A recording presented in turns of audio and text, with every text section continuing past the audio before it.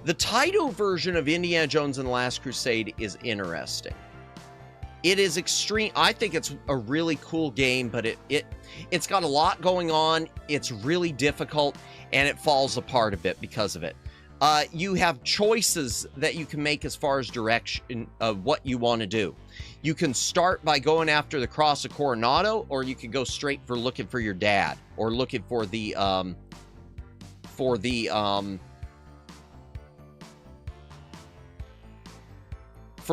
Grail itself.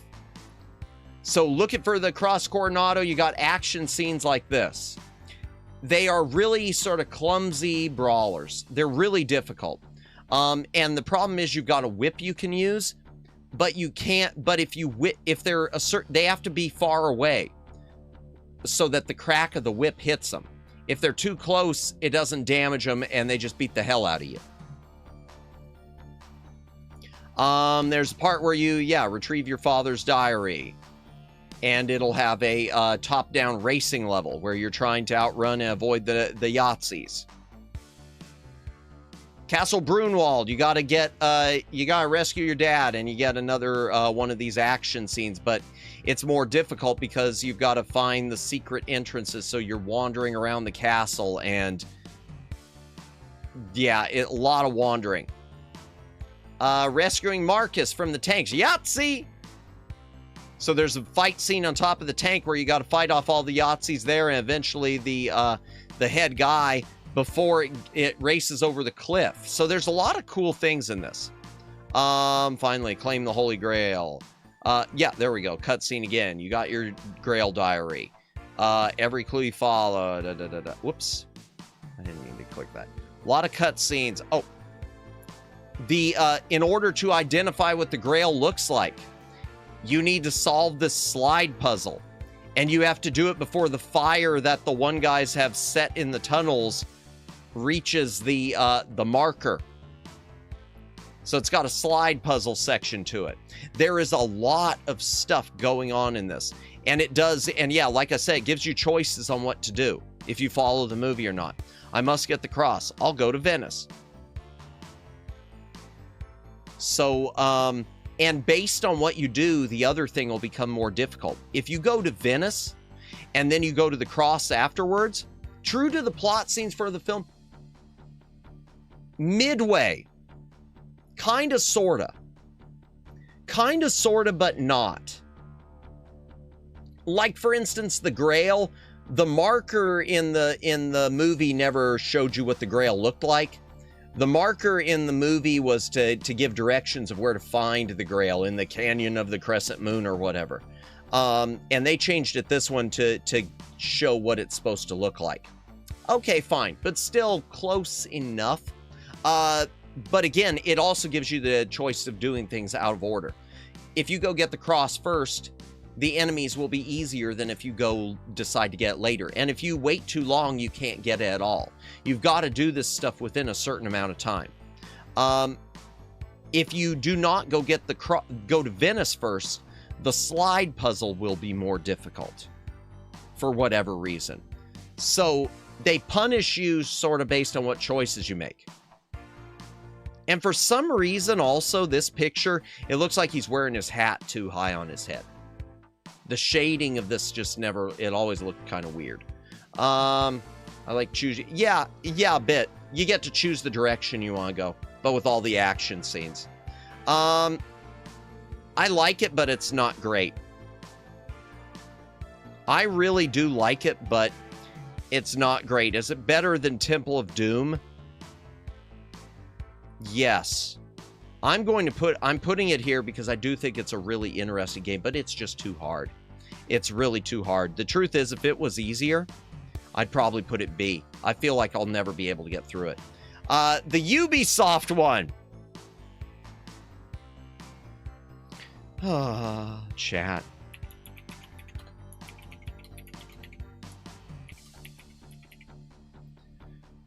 Oh, chat. The Ubisoft version. First of all, the opening title screen looks very basic. It does have a password setting, so that's nice. the cutscene, the visuals here, that looks pretty good. And on a CRT TV, even though there's no color to it, dithered, that would look really good. But then you play the game. I think this game looks really, really ugly. Uglier than the other. There's more detail to the character sprite, but the colors are so bland, and he's got this weird halo around him. See that weird, the orange halo?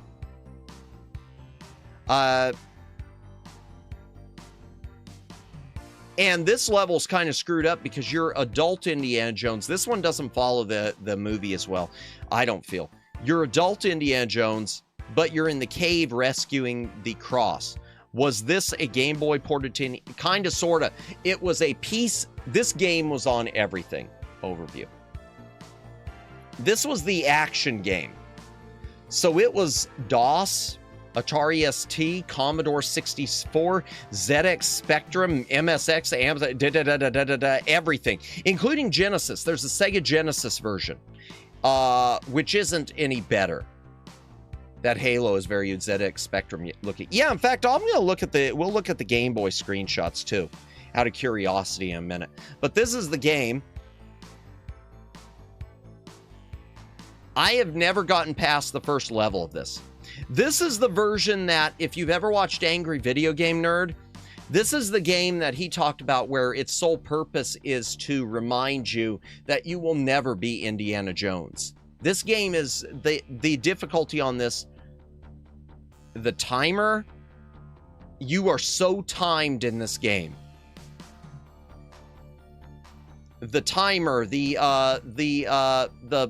torch is going out. There's the first boss. No one even shows, they don't even show on here, chat, any of the other levels. From what I remember, the rest of the levels all look the same. This game has nothing special to it. Screenshots. Let's look at the Game Boy and just see. Yeah. I mean, the Game Boy version looks the same. It looks the same.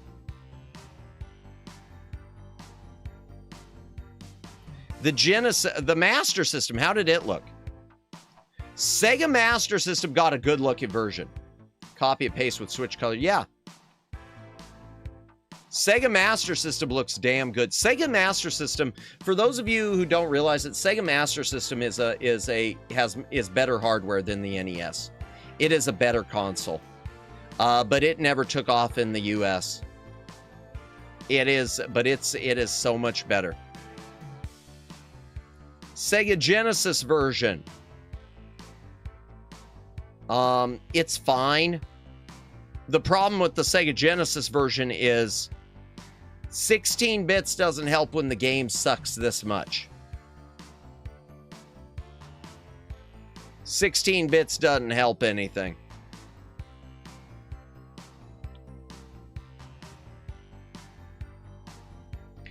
Indiana Jones and the Last Crusade is on the F tier. Hydration break. I'm cracking open my actual water. If you've got a drink, take a drink, hydrate or dihydrate.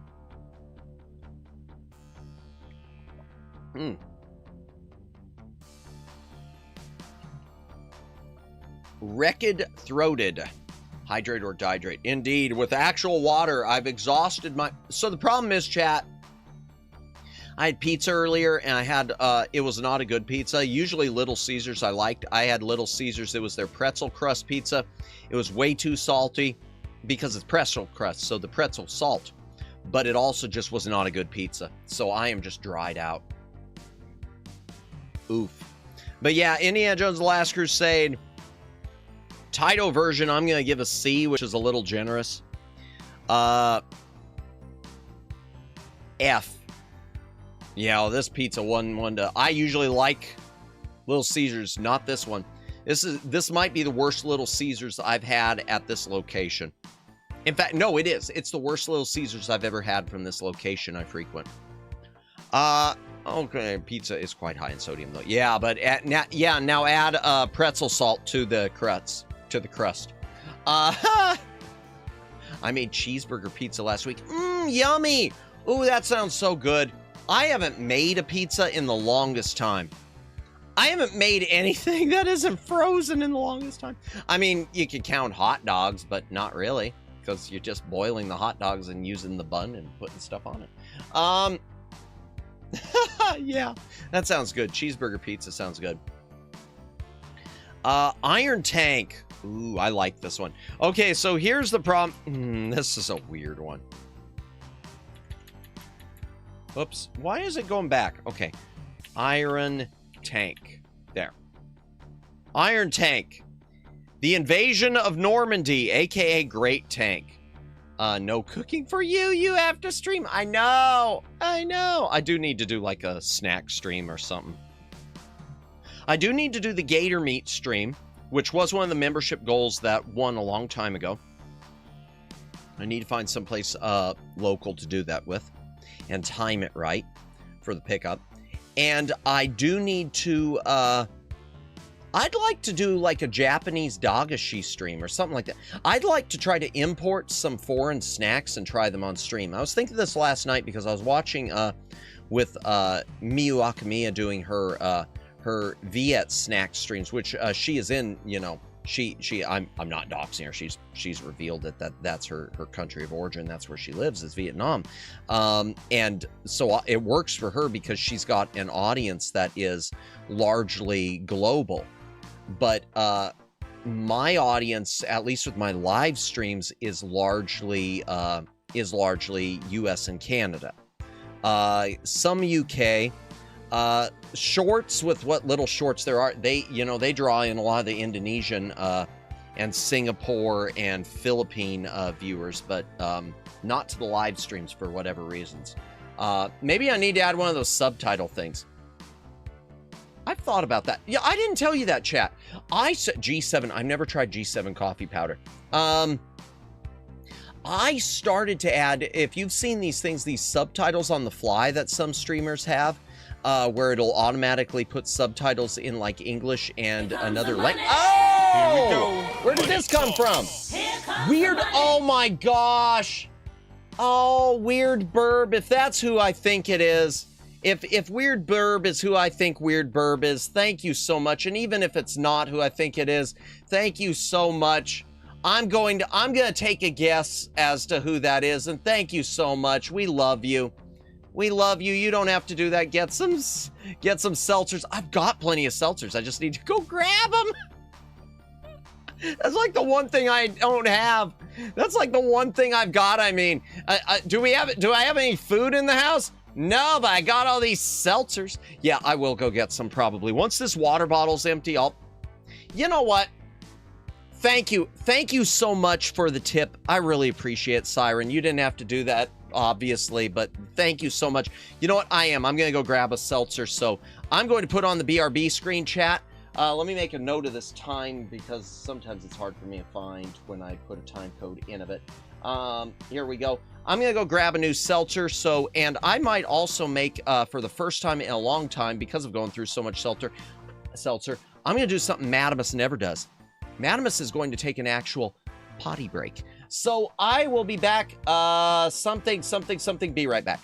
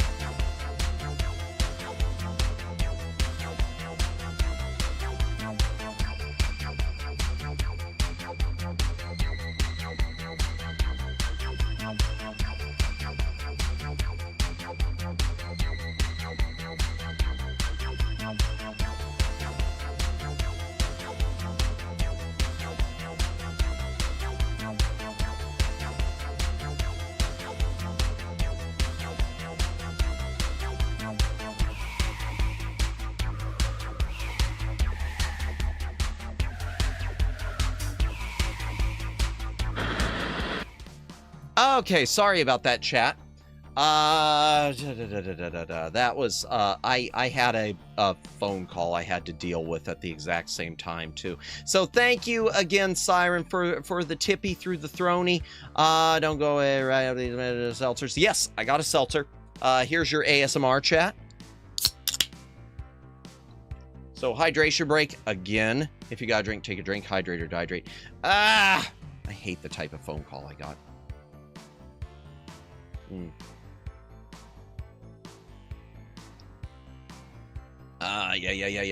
Thank you. That was one of those, I'll just go ahead and say it. I just need to get off my chest. It's one of those that unfortunately soured my mood. It was one of those family phone calls that's just, it's like I'm always the one who's expected to put out brush fires. Oh, what can you do? Where was I? Alka-Seltzer. Sadly, no. Well, happily, no. I don't want Alka-Seltzer. Oh, Alka-Seltzer's so nasty. I don't know what it is. I've tried using Alka-Seltzer before for heartburn, and it's just... it's never fun to eat and run. We'd rather take it slow, but the way this life is going, gotta grab your food and go. And with all this running around catches up with you at last, when all this running around catches up with you at last, get yourself an Alka-Seltzer and you'll feel better fast. See, I don't remember the whole jingle. Nice. Okay. Well, thank you everyone for sticking around. All right, let's get back in this list. Let me make sure everything's still okay on my end here. Okay, stream is still listed as healthy. Okay. Bing, bang, bong, boom. Beautimus. Okay, Iron Tank.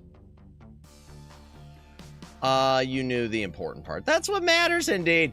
Iron Tank, the invasion of Normandy. Chat. This is not a World War II game. This is, I don't know why they did this. Okay, AKA Great Tank. In Japan, it was called Great Tank, okay? This was called Great Tank. And it was also in arcades as Tank 3 or Super Tank or something like that. This, how do I put this? How do I put it? Looks like Tank Girl poster. Well, it's supposed to be a dude, but yeah. It's supposed to be a dude, but man, it might as well have been an anime girl. So, imagine, if you will, a game where it is a single tank against an entire army of chibi-looking characters. And this is how we describe... Now, World War II... The invasion of Normandy is probably, I mean, one of the bloodiest battles of World War II. So much life lost, okay? I'm not making light of that. I'm making light of this. So we'll take a game that has nothing to do with it, but it features a tank, and we'll call it the invasion of Normandy. I don't know what to make of this. Tank Girl, that movie that had the Soren guy from Star Trek Generations. Malcolm McDowell. We love Malcolm McDowell. Yeah. It's got password. This mission was to be his most dangerous assignment. What would become of him? Would he follow his orders? The lone soldier. Yes, well, the lone soldier. The only soldier fighting in World War II. Would he follow orders? And also, I should point out, his colors are like gray, and the enemies are green, so it's almost like flip-flopped. Normandy was wild. Oh, yeah, oof. Yeah, so here's your gameplay. Starting a new game. You drive the tank. You're just in a tank the whole time against the little chibi-looking soldiers. Invasion. There's the map at Stat Street. I guess maybe it is Normandy. Maybe the map is right, but Normandy was nothing like this. Enemy planes and tanks. Just the single super landing iron tank on the beach. But the Germans didn't know what they were up against because the Americans had super tank. I don't know. But the thing is, here's the thing. Oh, and then prisoners of war, the little chibi prisoners of war you can rescue. It's such a candy-coated version of World War II. And the thing is, but the thing about it. So I'm joking and I'm laughing right now. This game is a banger. The game's a banger. It's from SNK. It's a banger. This is a great game. It is tough as nail. Where's the amphibious landing mishap? Shh. Shh. The American the kids don't need to know about that. Shh. Yeah, it's the moment where even the 60s World War II movies that had no blood are suddenly 1,000 times more accurate. Which, don't get me wrong, I love so many of those, like The Longest Day, great movie. Tor is good. Yes, indeed. Shh. Thanks. Okay. Oh, and this is included in that SNK 40th Anniversary Collection, by the way. It is included. But yeah, you got the boss battles. Man, seriously, imagine if the German army was pulling out stuff like this. It's huge. Yeah, yeah. It's a great game, though. It's a killer game. What was the review here? What'd they give it? 7.3. Yeah, it's a great game. Iron Tank is... I'm putting this as a B. I'm putting Iron Tank as a B. It's a good one. It's a good one. It's not an A, but it's a good one.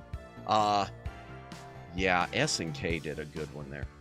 SNK usually does good work. Most of SNK stuff's good. Ooh. This one I'm going to wait on, chat, because it's Wizards and Warriors 2, but it's Iron Sword. We're going to wait on that one. We'll come back to it, okay? Jackal!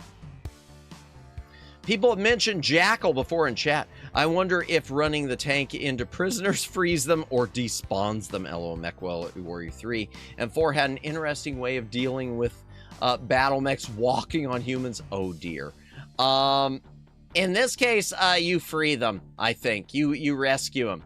There's plenty of room in your tank. We all live in a... Well, you know. Jackal. We've talked about Jackal before. In fact, I think Siren mentioned Jackal. Jackal is a really, really, really great NES game. Jackal is Konami. Jackal is, I guess it was in arcades too, was it? Or was it just one of those versus things? No, it was an arcade game. Okay, I never knew Jackal was actually an arcade game. Understood. Indeed, yes, we definitely rescue them. We think. Get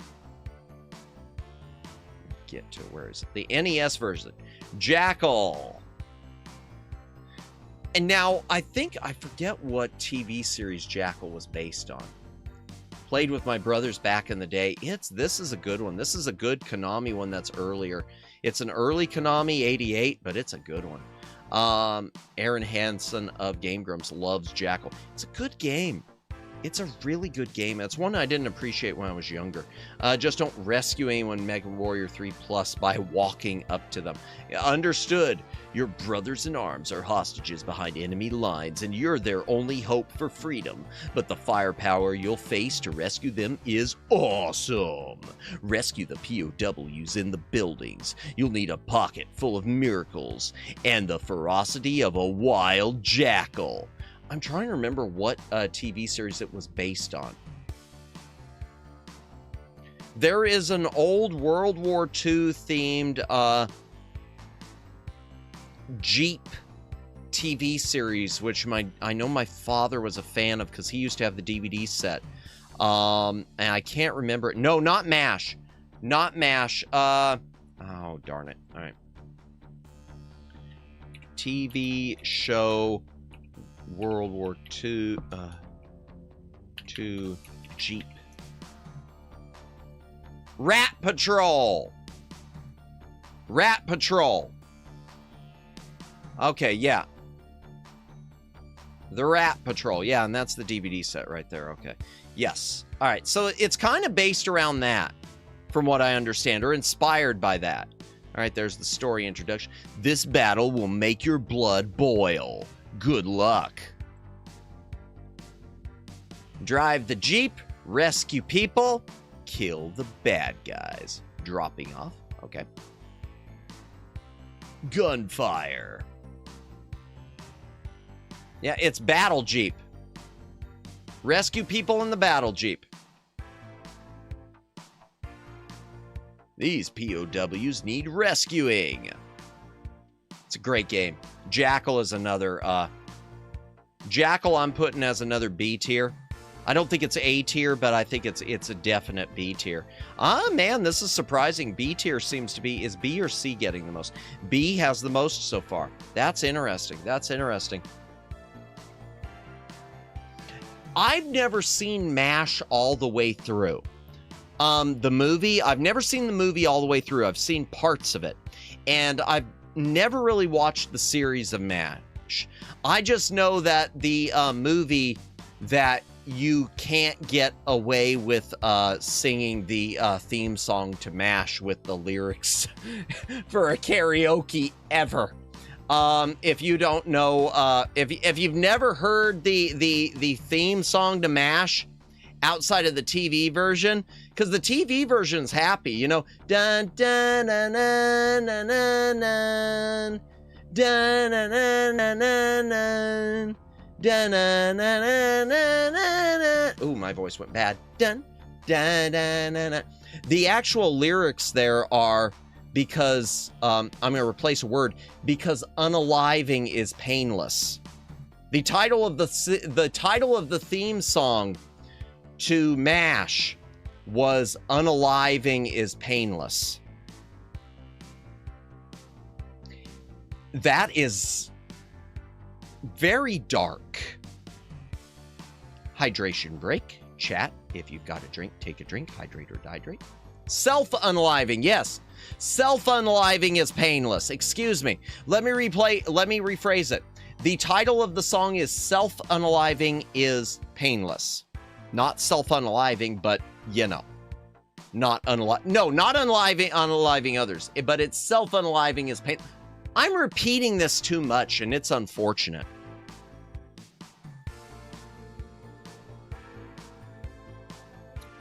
I don't like that.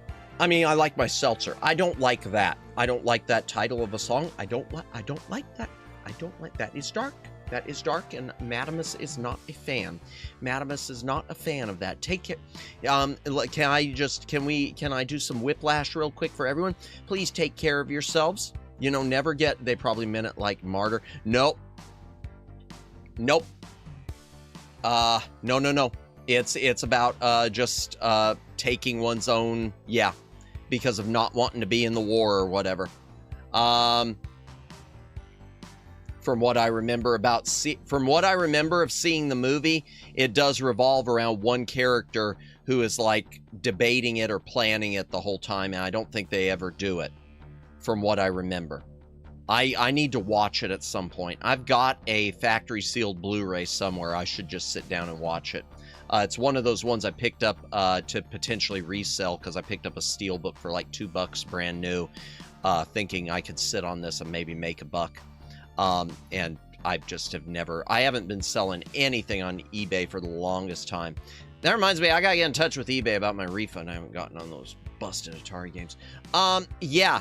So it's, so Chad, if I could just do a little bit of whiplash for a moment, you know, take care of yourselves. I don't think anyone here is ever thinking that way, but if you ever are, thinking that, that way, be sure to, you know, be sure to talk to someone, find someone to talk to, you know, a friend, something, whatever. In fact, I'll even say right now, I'll say right now, chat, I'm not your therapist, but if you're ever in a bad place like that and you do absolutely have to need to talk to someone about something, you know, you sneak into my DMs, even if there's nothing I can say, at least I can listen, you know.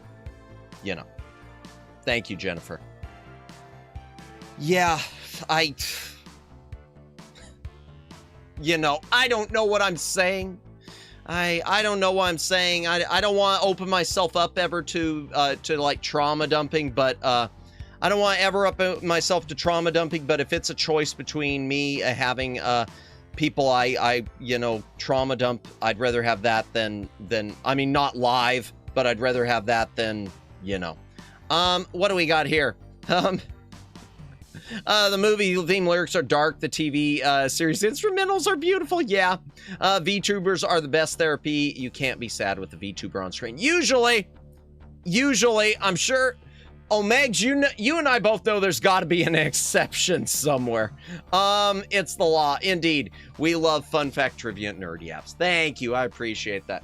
Yeah, that's one of those things. I never knew that until it was on in the background while I was working on something. I'm trying to remember what it was. I don't even remember. I was sorting through something. And that's when I heard it for the first time. And I was like, oh, okay. What's the next game? We're skipping Iron Sword. Jackie Chan's Action Kung Fu. Oh, this is a great one. We played this on stream, and Omegs was there, I think. Yeah, Omegs was there. The game crashed, and on NES it locked up, and I had to play through it again, and we had to use like a level skip code because of that. The guy who played Odo in DS9 was in the movie too. It had a big cast. Was Rene Auberjonois in that? I always struggle with his last name. Nice. It was a different time. Man, even for a different time. Yeah, well, it was a time when people felt more comfortable joking about that too. Which maybe that, I'm gonna be honest, Sammy, maybe that's a bad thing. Because maybe maybe life would be better if we joked about it. Maybe if we did joke about it, it would be a better thing. That sounds awful, but maybe it would be a better thing. Because maybe people wouldn't be apt to do it if they knew they were going to be the butt of a joke. I know that that's probably a stretch, but it's just, that's all I could think. Because it feels like it wasn't as common. Father John Mulcahy, was he? Okay, I need to watch it. Like I said, I need to watch it. Jackie Chan's Action Kung Fu. That is not the US cover. That's the UK cover. Let me get to the covers if it'll open them. And this was on TurboGrafx 16 also. Yeah, the UK got this artwork, which I think Japan got also. They got the very cartoonish Jackie Chan, where we got like serious martial arts Jackie Chan. What's the artist do to Mr. Well, the truth is, Sammy, as silly as it is, this one, the UK one, probably fits more. It probably fits more. Because the game is extremely silly and cartoonish. It is a platformer, a running platformer, and that's Jackie Chan, and it's like modeled after Legend of Drunken Master or something like that, or the original Drunken Master or something. After receiving the old man's blessing, Jackie is off. It's just a fun, yeah, it's chippy. It's a cool game. And it's from Hudson Soft, chat. The colors are great. It's fun. It's got some cool bosses from what I remember too. The final level was the tipping platforms. But yeah, we had to use a level cheat. Omegs was here for that. Man, that was over a year ago. That was over a year ago. That was like, not this past January, but the January before. It was one of my earlier streams. Yeah. Yeah, there's a boss fight. Fighting against the Buddha statue thing. It's a really fun game. This is a really fun game. What did they give it? They gave it almost an 8. 7.6. This is a tough one. I don't know whether to put this one B or A. It is that good. I'm going to put it as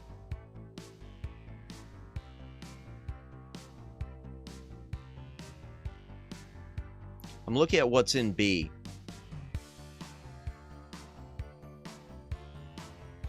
I'm putting it as an A. I think Jackie Chan's action kung fu is an A. So you're saying I was there for all of them?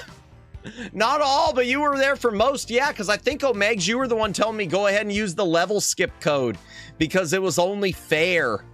Because I got cheated out when it crashed. I'm pretty sure you were. Yeah, I know you were there. Man, we had, who all was there? Elite Trainer, who we haven't seen in a long time. I don't know what Elite's up there. Game do be breaking. Elite was there. Haven't seen him in a long time. Jaybird, who used to hang out in a lot of the Lucid multimedia streams. He, and it was one of Astra's mods. He was there. Gosh, man. So many people I haven't seen in a while. I hope they're all doing well. I hope they're all doing well.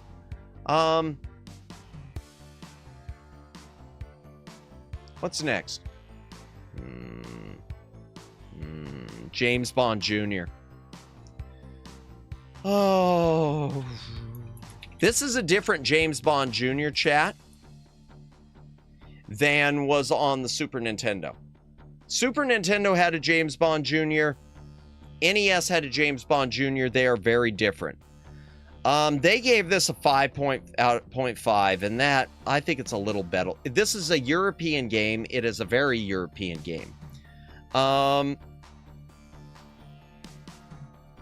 First of all, let me tell you the story of James Bond Jr. In case y'all don't know, James Bond Jr. was a cartoon series. James Bond Jr. facing against Scum, supposedly the kid of James Bond, facing a group that's like Spectre, chase him around the globe type thing. James Bond Jr. I never watched it, but I heard the theme song. I've never watched a single episode of it. James Bond Jr. the show was created out of spite. James Bond Jr. the show exists just to rub someone's face in it. I remember the commercials for it. Yeah, I think that's me too. That sounds like it for me too. So here's the story of James Bond Jr. It goes back to a guy named Kevin McClory in Thunderball. So before James Bond was ever on the big screen, before Dr. No ever came out, a budding Hollywood producer named Kevin McClory approached Ian Fleming to write a movie for James Bond and to make a James Bond story just for the big screen. So Kevin McClory, Jack Whittingham, and Ian Fleming start working on this script for something called Warhead. After a few weeks, Ian Fleming got bored or disenchanted or whatever with the screenwriting process, and he went home to his island home of GoldenEye and wrote Thunderball. And Thunderball supposedly took, it was the script they were working on. It was Warhead. He took all the ideas that they had and he stuck them in his book without any credit being given. And Kevin McClory didn't really, and Jack Whittingham, I don't think ever cared. I don't know about that. But Kevin McClory didn't really care because he wanted to make a movie. And he didn't care until Albert R. Broccoli and Harry Saltzman came along, and they announced that they were going to be making James Bond movies, and the first movie was going to be Thunderball. And Kevin McClory popped up and said, hell no. And so thus began the legal battle between Kevin McClory and Eon Productions, between Albert R. Broccoli and Harry Saltzman. And with a bit of MGM thrown in, versus, well, United Artists at that point, I guess it would have been, versus Kevin McClory. So they put Thunderball to the side and they start making, they do Dr. No instead, and then From Russia with Love, and then they do Goldfinger, and then eventually they want, then after Goldfinger is a huge hit, they want to come back and do Thunderball. So they finally settle with Kevin McClory out of court. And the settlement was for a certain amount of money, And I don't remember the amount of money it is. Okay, so I'd have to look that up. For television rights to Thunderball, so basically Kevin McClory would get the money from the TV or a part of it. For a producer's credit on Thunderball, so it's listed as produced by Kevin McClory right there in the credits, even though he isn't involved as a producer at all, he just got a credit. And permission to remake Thunderball after, I think it was 10 years. So a few things happen. Time goes on, a few things happen. Kevin McClory kind of starts pushing back against Broccoli and Saltzman more, and it's decided that they cannot use Spectre anymore. They can use Spectre in Thunderball. I think Spectre, I don't even know if Spectre itself is mentioned in Diamonds Are Forever, because well, no, but they do. But Spectre is mentioned in the next movie, in You Only Live Twice. So yeah, and the next one. Okay, so eventually, as they put out more movies, and they're still using Spectre, which Spectre in the books began with Thunderball. The organization Spectre, which is in Dr. No and From Russia with Love, actually wasn't in those books. It came from Thunderball. So Kevin McClory starts pushing back later on against them using Spectre. So eventually they stop using Spectre, and Spectre isn't in any of the future movies. Okay, time passes, 10 years pass. Kevin McClory finally starts pursuing doing a remake of Thunderball, which is his legal right. Eventually he gets a studio and producers to sign on with it, with Talia Films, and the result is Never Say Never Again. Never Say Never Again is a remake of Thunderball with Sean Connery as an aged James Bond. What does this have to do with James Bond Jr.? I'm getting there. During this whole time, Kevin McClory keeps pushing the Broccoli. Well, first of all, the getting Never Say Never Again to the screen is a total mess, because even though the Broccolis had legally agreed in their settlement to let him do a remake, they didn't want him to do a remake. So that movie was in and out of courts the entire production, saying you can do this, you can't do that. Looking at dailies every day in the courts, you can use this, you can't do that. You can't do this, you can't do that. And so that's one of the reasons the movie's kind of awkward. They were really limited what they could do. So again, what does this have to do with James Bond Jr.? I'm getting there. Kevin McClory starts lurking for now. Thanks for lurking, Sammy. Enjoy your lurk. So Kevin McClory starts insisting that not only is he the creator of Thunderball, he, of course, is insisting that he is the creator of Spectre. And so the Spectre title and the Spectre property belongs to him. And this is why they stopped, like I said, using Spectre in the other Bond movies. And they weren't even able to get Spectre evened out until you got to the recent Daniel Craig era. Evening Madamus, been quiet in chat because I've been trying to win a game of Fortnite. I hope it went well. I was unsuccessful. Oh, I'm sorry to hear that, but I unlocked a lot of cosmetics, at least nice and nicer. Thanks for the background narration. No problems. I had no idea the NES game library had such a history. Well, yeah, I'm more talking about the movie, but it's leading into it. Actually, it's the cartoon series this is based on, but I'm leading into it. But thank you so much. Yeah, I try. Welcome in. So Kevin McClory chat insists that Spectre's his creation. Okay. But he also insists that the James Bond of the movies is his creation. He starts insisting that the James Bond you see on screen, I created that James Bond, so James Bond belongs to me. That's insane, okay? It's completely insane, no doubt. But he announces, Kevin McClory takes out advertisements in either the late 70s or early 80s that coming soon, animated series, James Bond versus Spectre. So he announces all this stuff that he's gonna do it. And Eon Productions basically looks at this and, the hell? No, it doesn't work that way. So they take Kevin McClory back to court. The court shut Kevin McClory down.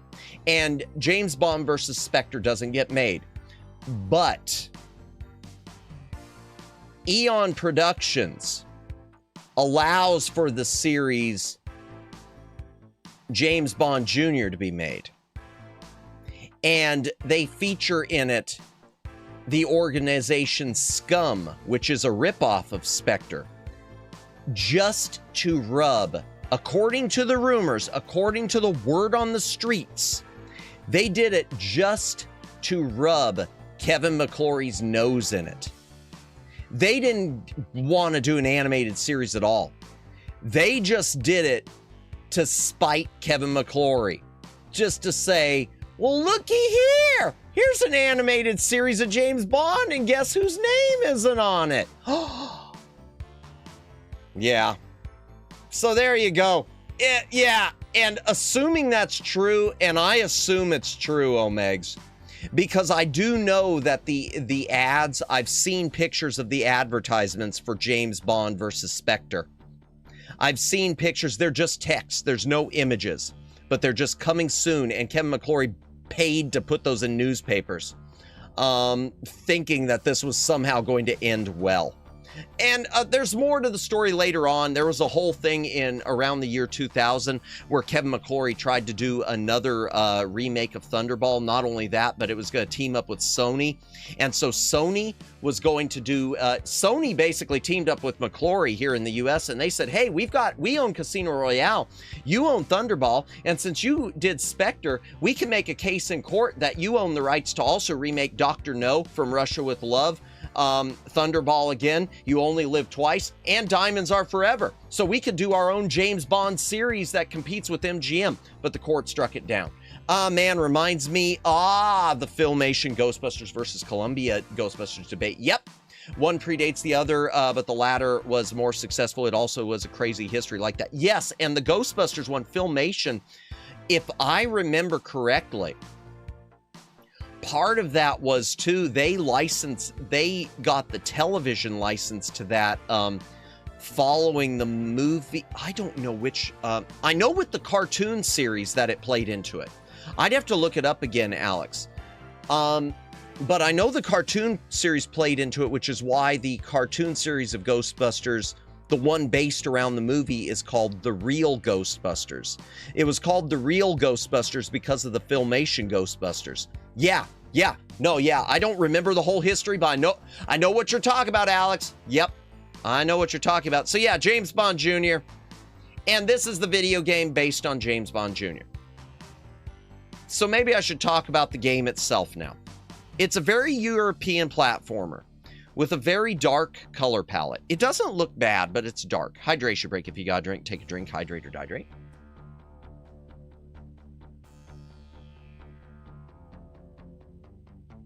I love the history of Never Say Never Again, though. I love that. Interesting. Okay. I like the other word better.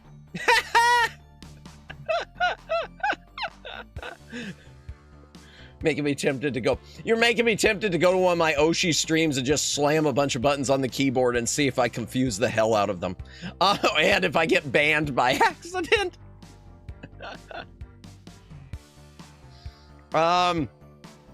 Okay, so so James Bond Jr. on NES, here's the thing about it. It's a very European platformer. Number one. Number two, if I remember, the jumping is crazy. You jump really high. Plus, there are like these jump pads. Right there, it's a springboard. The enemies, the few enemies that are in it are huge like this.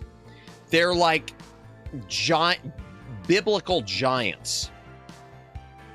But game-wise, it's okay, and the music is okay. The music's good. Now, here's where the problem is. See that timer?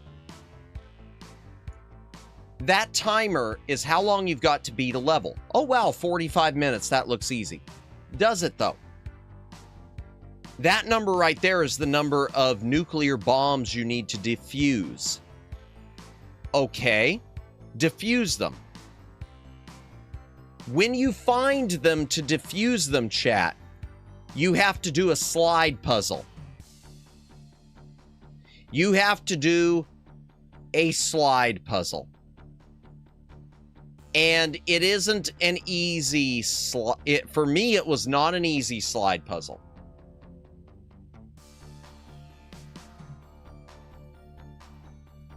So, time runs out very quickly, chat.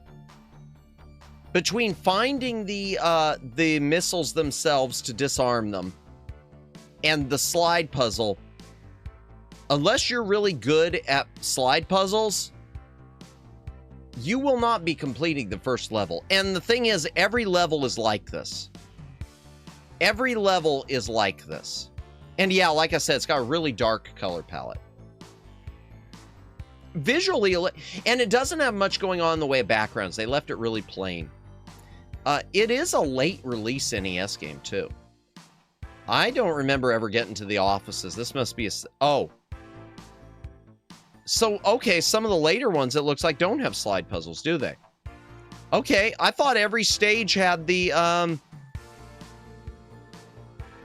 had slide puzzles. Maybe they don't. I might be wrong on that, chat, because I've never gotten past,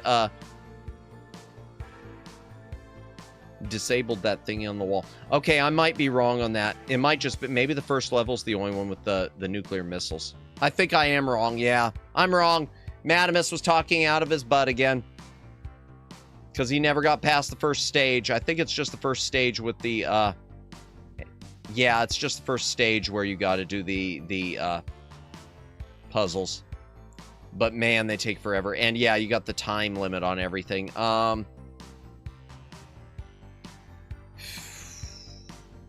This is a tough one. This is a tough one. Because there are things about this game I like. There are things about it I like, but not enough. It's just like Dr. Chaos. There's things I like, but not enough. I'm putting it as a D. It's not the worst. And it's actually a game I've gone back to, but it's not great. Joe and Mac, or as I like to call it, Joe.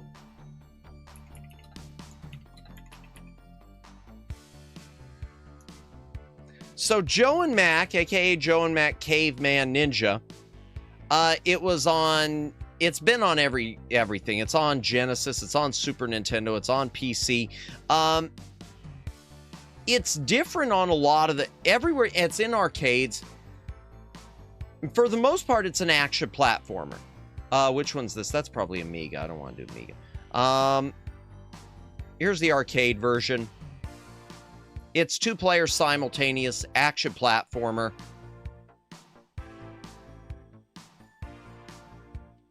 I've never played the DOS one, so I don't know. It looks really good. I've never played the Game Boy, so I'm not going to comment on it. The Sega Genesis one's really good. It is arcade accurate. Visually, it's not quite arcade accurate, but Genesis one's good. There's a Super Nintendo one, chat, which is not arcade accurate, but it's also pretty good. It's got a map screen. The Genesis one, I think, is better, but they tried to make it more like a Super Mario World thing with that. But it's still interesting. I don't know what the Zeebo is. Only thing added to this version. What is a Zeebo? I don't know what a Zeebo is. What the hell's a Zeebo, chat? What is a Zeebo? Oh, what is a Zeebo? What? Chat,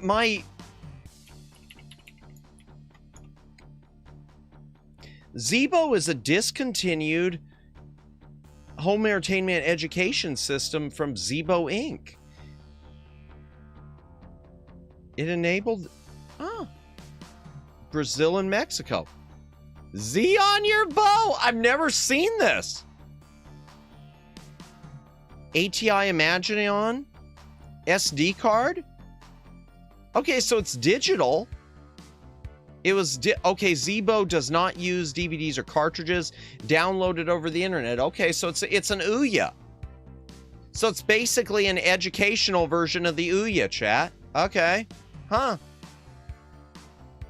Affordable console. Well. Huh. know nothing of this. Okay. Let me get back to where we were. So the NES version of Joe and Mac is, as far as I know, it's single player. And as far as I know, you only play as Joe. And Mac is like on vacation.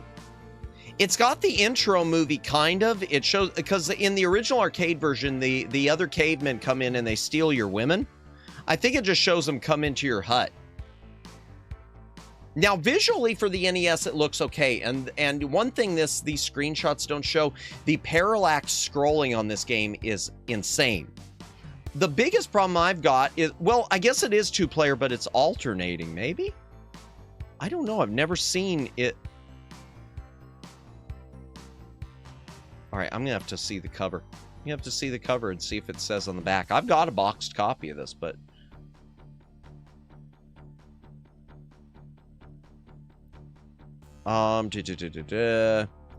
Made in Japan. No, it doesn't say on there. All right. Joe and Mac NES two-player question. I think it's single player, but I could be wrong. Joe and Mac. No. NES games fandom. With player 1 and player 2. Okay, yeah, fine. Instruction manuals. Okay. Typed out millions of years. Using the controller. Start. B. How to play. No, it is two-player. Okay. It is two-player. It's alternating two-player. Okay. Never mind. It's alternating two-player, but the problem is whether you are playing Joe or Mac, the characters are identical. As far as I know, the character portrait is identical. It doesn't ever change it. We'll see as we go through some of these screenshots. And the on-screen character is identical. So it's Joe and Joe. And it's single player, so it's Joe alternating with Joe. Even though it says Joe and Mac. Visually, though, it looks okay. It's lacking a bit, as you can see with the color palette.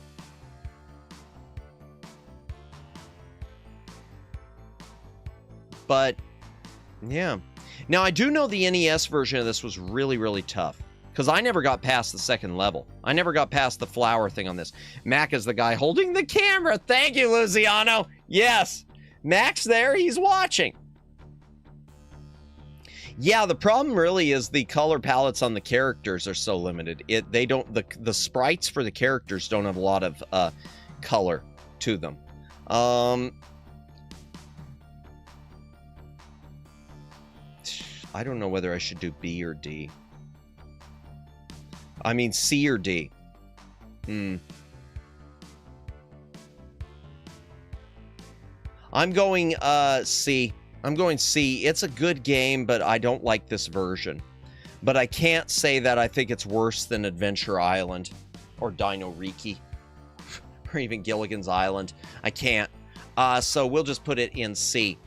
Again, Iron Sword I'm saving because it's Wizards and Warriors 2, so.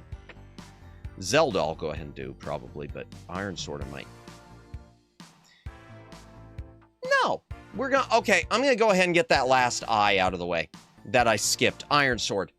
I'm gonna go ahead and get out of the way. I want to make sure everything's still in alphabetical. Iron Sword. If I could spell sword. Yeah, I said sword. Oh, wait, why are the arrows making it jump back and forth on this? I don't know. Iron Sword. Why is this not coming up? Iron Sword. There it is. Okay. Iron Sword. Wizards and Warriors 2. First of all, that is Fabio.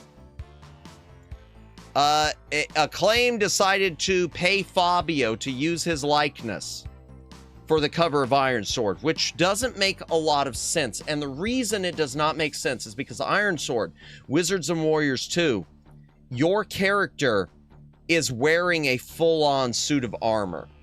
He is never barbarian looking. He is never shirtless. He is never even without a helmet. This is your character. Now, it's by Rare. The original Wizards and Warriors didn't take passwords. It was a single play action platformer, find your way to the exit and beat some bosses along the way. That's pretty much what Wizards and Warriors was. It's find the exit, beat some bosses, get some magical powers. The second one, there you go. To succeed, assemble the 4 pieces of the shattered iron sword. Seek help from the 4 animal kings. The second one here, I thought you chose where you wanted, but I guess you don't. Okay, I guess it is all singular thing. And visually, I don't like the way this one looks. Because his helmet, it looks like his eyes are bugging out. I never liked the look of Iron Sword because he looks like he's just got a gray head with bug eyes. If it weren't for that, it'd be visually great. You found the golden egg. I thought this had passwords. I guess it doesn't. Come with me to the clouds where you may continue your quest. For your egg trouble, he gives you a literal lift to the cloud world, okay? It's been a while since I played this one. Windbane.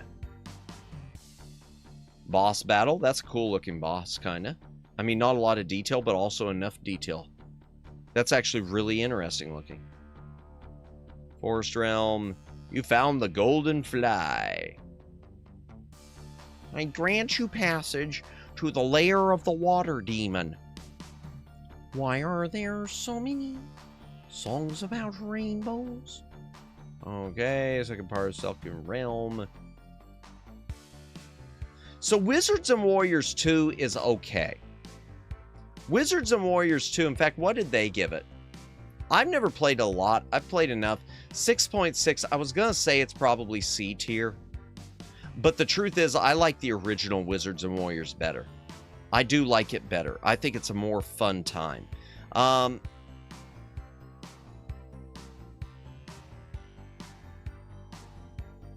Yeah, I'm going to give it... I'm going to be generous with it. I'm going to give it C tier. I'm going to give it C tier. Okay. Oh, dear. Sports ball. Sports ball. 5.1. John Elway's quarterback. You can get this one really cheap on NES, chat. Take the arcade favorite home. Was it really an arcade favorite if it's getting like 5.1? They don't even show the arcade version. So, I don't know what to say about this. Was that Rare again? Yes, it was. Oh, wow, it's Rare also. Okay. So we have Rare to blame for this one. John Elway's quarterback. It's an arcadey football game. Visually, it's not bad. It's just not impressive. Yeah,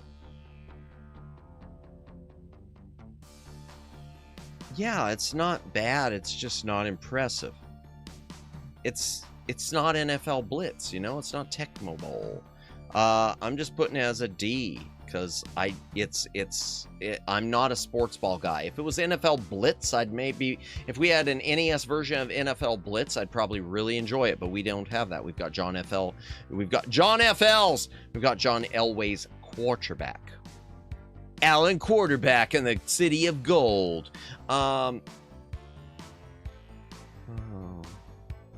This is unfortunate.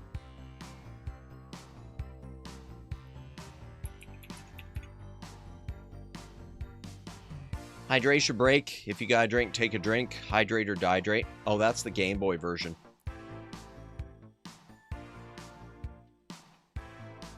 They don't even show the NES version. What an interesting NES cartridge. Really. I've never seen that. I've never seen it. That is an interesting looking Game Boy cartridge. Oh, I said NES. That's a Game Boy cartridge. Huh. Wait a second. Does that say CD-ROM? I'm sorry. I'm looking at the DOS version. That should not be CD-ROM, yo. Okay. Joshua and the Battle of Jericho has a 6.7. I don't understand that score. I, like, really don't understand that. I'm going to... In fact, what do we got here? NES 53%. Okay, who we got here? Ultimate Nintendo. Really? Largely the same type of experience as its predecessor. Yep, with some improvements, such as new power-ups, some omissions, such as music during levels. It's worth playing if you enjoyed Exodus or simply enjoy puzzles. I'm not a big fan. So, Joshua and the Battle of Jericho, chat, is pretty much the same as Exodus, Journey to the Promised Land. It's a wisdom tree NES biblical game, and it's just not great. It's just not great.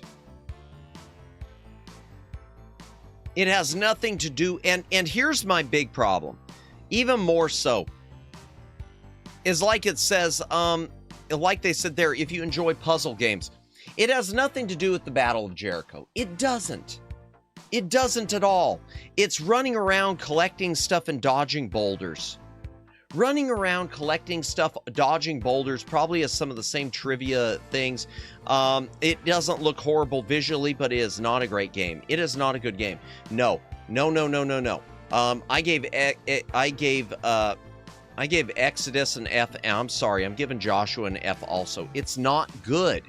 It's just not good. It's one of those, I feel like I'm trying to force it to be good because admittedly I'm a Christian. And so, I want a Christian game to be good. It's not. It's not. Is it F status? Is it actually that bad where it's F? It's bad enough where the only way I want to play it is as a novelty. I only want to play it as a novelty, just like Bible Adventures, just like Exodus. It's not something I ever am actively going to want to play. Even these ones in D, some of them I could see myself wanting to play. James Bond, I could see myself saying, I haven't played that in a while. Let me see if it's as bad as I remember. Indiana Jones and the Temple of Doom, same thing. Hide Glide, I could see myself saying that. John Elway Quarterback, I could see myself saying that. I can't. Okay, next is Joust.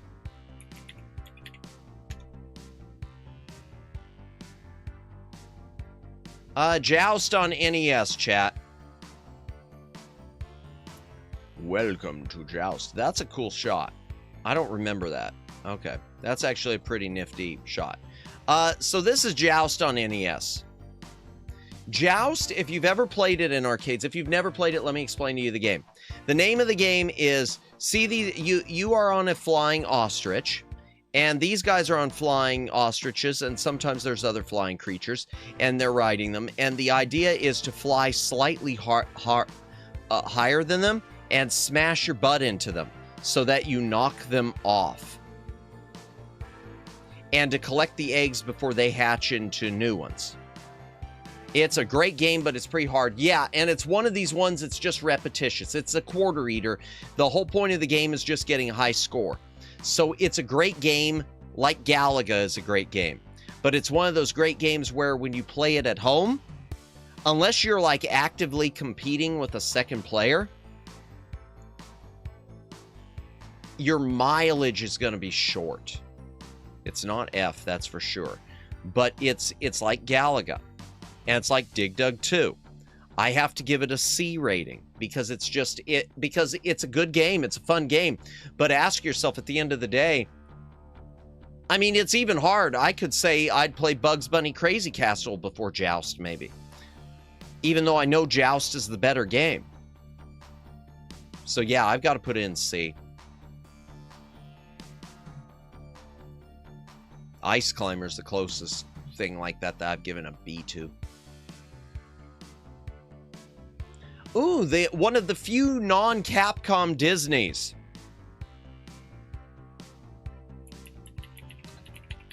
So, I don't know the full story on this one, but Disney started doing their own games eventually.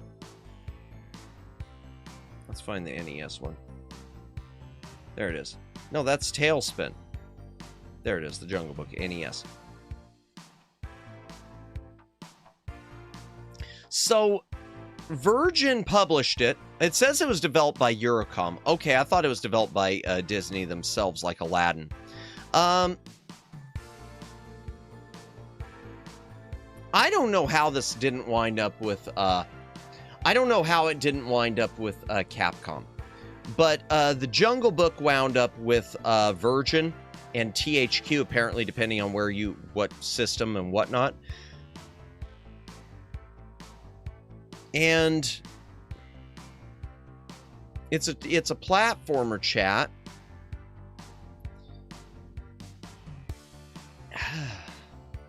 It's a very European platformer.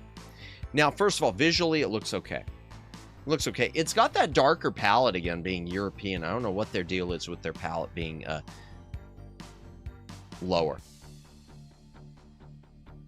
But it's just a pretty basic platformer. Visually, it's fine. It plays the theme song from the Jungle Book over and over again. I don't remember there being any other music other than the Bare Necessities. I think that's the only song it plays is the Bare Necessities. Let me look at the Game Boy. Maybe it'll spark. Yeah, even the Game Boy, it looks the same. It's just like it says there, like most platformers, everything in the world wants you dead. It's just a platformer. I think right here where people are saying 7.5 for the Moby score, that is nostalgia goggles. That is people who want it to be good because it's a Disney game. They're critics. I don't buy this. I don't buy this. I don't buy it. Ultimate NES guide right there with 60%. That's probably closer to reality. Vine grabbing, swinging mechanic works beautifully on free hanging ones, but vines can be death traps when they're stationary. The player will seem to randomly short jump a platform or the next vine, which can lead to falling to one's death. Many spots where picture-perfect jumping required. Many opportunities for extra lives, fine. But only the most hardcore platformer will not burn through them. Everyone else may want to stay out of the jungle. They gave it a 3 out of 5. What did Questicle say? They said, despite these somewhat large kink, the Jungle Book is still a solid Disney platformer. Capcom, eat your heart out. I disagree. I so disagree. I mean, I'm going to be mean. I'm going to be mean. I don't like the Jungle Book. I don't like the Jungle Book. I'm putting it in D. I don't like, to me, the Jungle Book, I can't say I like it any more than James Bond Jr. And they're the same company, the same developer, Eurocom. So maybe that's why. Oh boy! Oh boy! Jurassic Park! Jurassic Park! Oh, that was fun. We streamed that during an afternoon. That was fun. Oh, so much fun to be had. Oh, gosh. Oh, man. For those of you who missed the stream where I crashed out And then I went back to it. First of all, let me tell you, this game, Jurassic Park on NES, before I even show anything, it looks fine. And gameplay-wise, generally, it is fine. But it is tough as nails. It does not give you nearly enough lives and continues. I had to use a level skip code and go back to where I was over and over again to beat it through my original hardware. The boss levels that there are insanely difficult because the patterns are seemingly random, and you're supposed to be protecting the two little kids, and they're very stupid. They'll stop and wave their arms, and you're trying to get them to follow you because they'll wave their arms, and here, you know, Big Daddy T-Rex comes down and eats them. The boss battles on this were a nightmare. I was on the final boss battle, going back level skip over and over again for, I'm sure it was over an hour. Oh my gosh. If it weren't for a level skip, we never would have beaten this one. It's well done. You collect key cards. You're supposed to be collecting and destroying the raptor eggs is the goal. It's well made, but it's just unforgiving, and the basically a color version of the Game Boy game. Yeah, pretty much. It plays well. Oh yeah, and sometimes the boxes, sometimes they will. I had to use a map to tell me what box was what, because some of the they're designed to hurt you. Some boxes will give you items. Other boxes will explode and take half of your health. Are they going to show a boss battle? No, but they'll show the continue screen. They don't even show a boss battle. Whoever played this never got to one. Was it Eurocom also? It's Ocean. No, Ocean did it themselves. Now, it also seems to be based partially on the book instead of the movie, because I guess the movie wasn't out yet, so they were basing their game around the book, which has some scenes in it that are not in the movie. 6.9. I don't know what to rate this one. It ain't gonna be 6.9. I don't know whether to give this one a D or a C. Is it better than Indiana Jones? Is it better than Joe and Mac? Is it as good as Joe and Mac?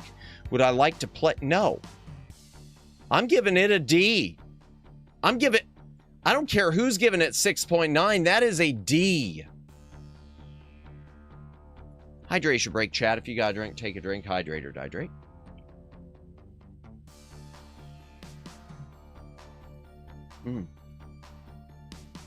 Yum, yum. This is a raspberry lime by Polar. I already went through tonight. Man, I'm drinking so much seltzer. I already went through a ruby red grapefruit, which wasn't the greatest, and one of the toasted coconut, which was nice. I like those. I need to get more of those. Raspberry lime's good too. All right, what's next? Kabuki Quantum Fighter. Okay, chat, do you like Ninja Gaiden? Of course, we all do. It's brutal and it wants to make you cry, but we all do. Well, most of us do. If you don't, I can't help you. Kabuki Quantum Fighter. So, Kabuki is a very Japanese concept that I don't understand. It's from HAL Laboratories. It's kind of like Tron, but stupid. Let me read you the overview. In this futuristic platform game, a computer virus has affected Earth's defense systems. A lone warrior is transferred into digital data and sent inside the mainframe, where he becomes a Kabuki warrior. Gameplay is similar to other ninja platformers such as Ninja Gaiden, but with some interesting modifications, such as using your long red hair as a whip to attack enemies. Whoosh! Yeah. 7.4. I'm gonna be honest, this is a good game. It's tough, but it's a good game. Okay? It's a good game. It's a game that should suck. This is a game that should really suck, like hard. Very anime look. Name, Scott O'Connor. Age, 25. Sex, male. Forehead, huge. Holy Hannah. The man chosen for this dangerous mission, Colonel Scott O'Connor. A colonel at age 25. Wow. Huh. Okie dokie. Oh, there, they even said it. Achieving the rank of colonel at 25. When you look 11 is quite an accomplishment. Yeah. Shouldn't he be like out there, you know, catching Pokemon?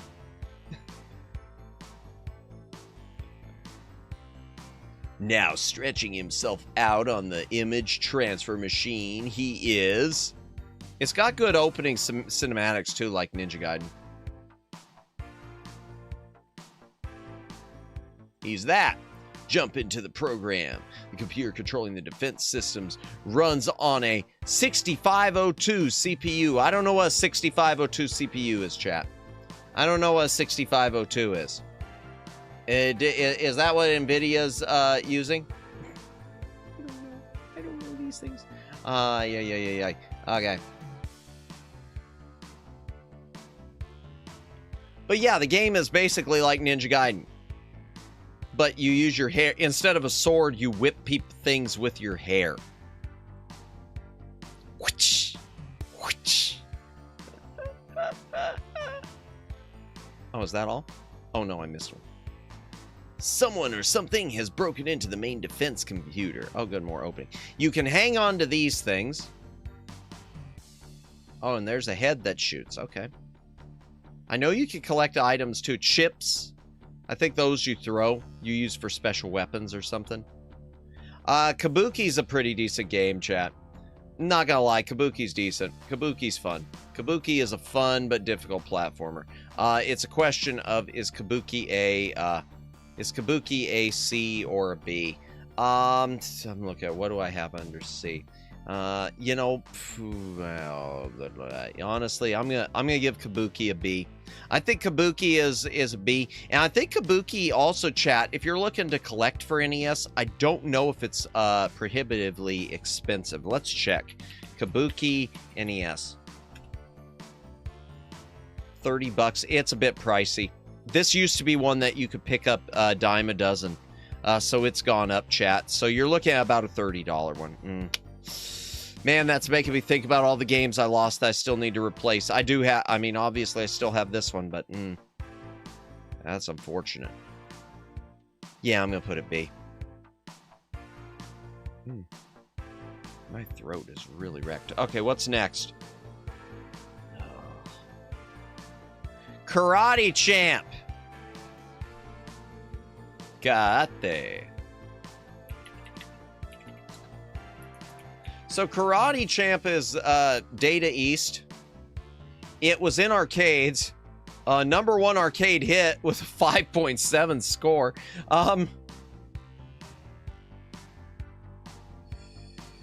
What do you say about Karate Champ, really? So it's a side scroll. It's a one-on-one fighting game.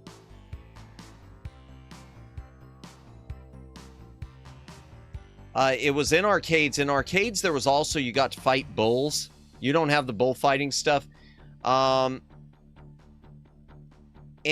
there's the teacher or whatever, the sensei, the master who decides when you score a point. And as you can see there, you got 3 points or half points there. You got to just score enough hits on your opponent type thing. The problem with this game is the controls are hideous. The controls on this game, there aren't a lot of fighting games, but this doesn't qualify as like a Street Fighter type clone. There's really only one Street Fighter-like game outside of bootlegs and fan-made games on the NES. And we'll get to it eventually, and that's Teenage Mutant Ninja Turtles Tournament Fighters. That's it. This one...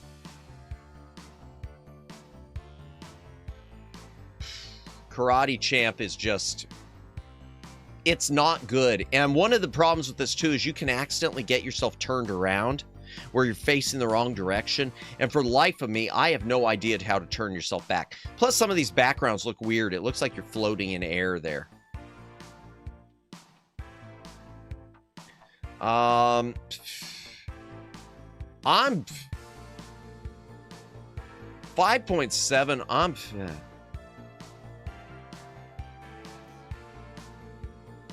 All right. I want to see something. Where did I put tag team? Because that sort of is a... Oh, I haven't done tag team yet. That's right. Let me make sure something's on here, too. There was a game I wanted to make sure. I might have forgotten to copy the... No, I didn't. Okay, good. I thought I forgot to copy a cover. Karate Champ chat. I'm going to be brutal with this one. I think it's an F. I think Karate Champ is borderline unplayable. The only thing it's got going for it is it's got some voice effects. It's an early NES game with voice effects that sound good. Just simple stuff like point, but still begin. But that doesn't change it. It's a bad game. Karnov. Okay,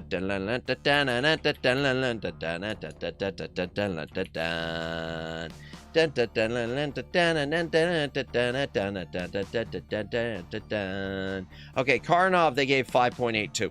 So Karnov is a platformer that was in arcades. The arcade version looks really, really cool, chat. I always have loved the arcade version.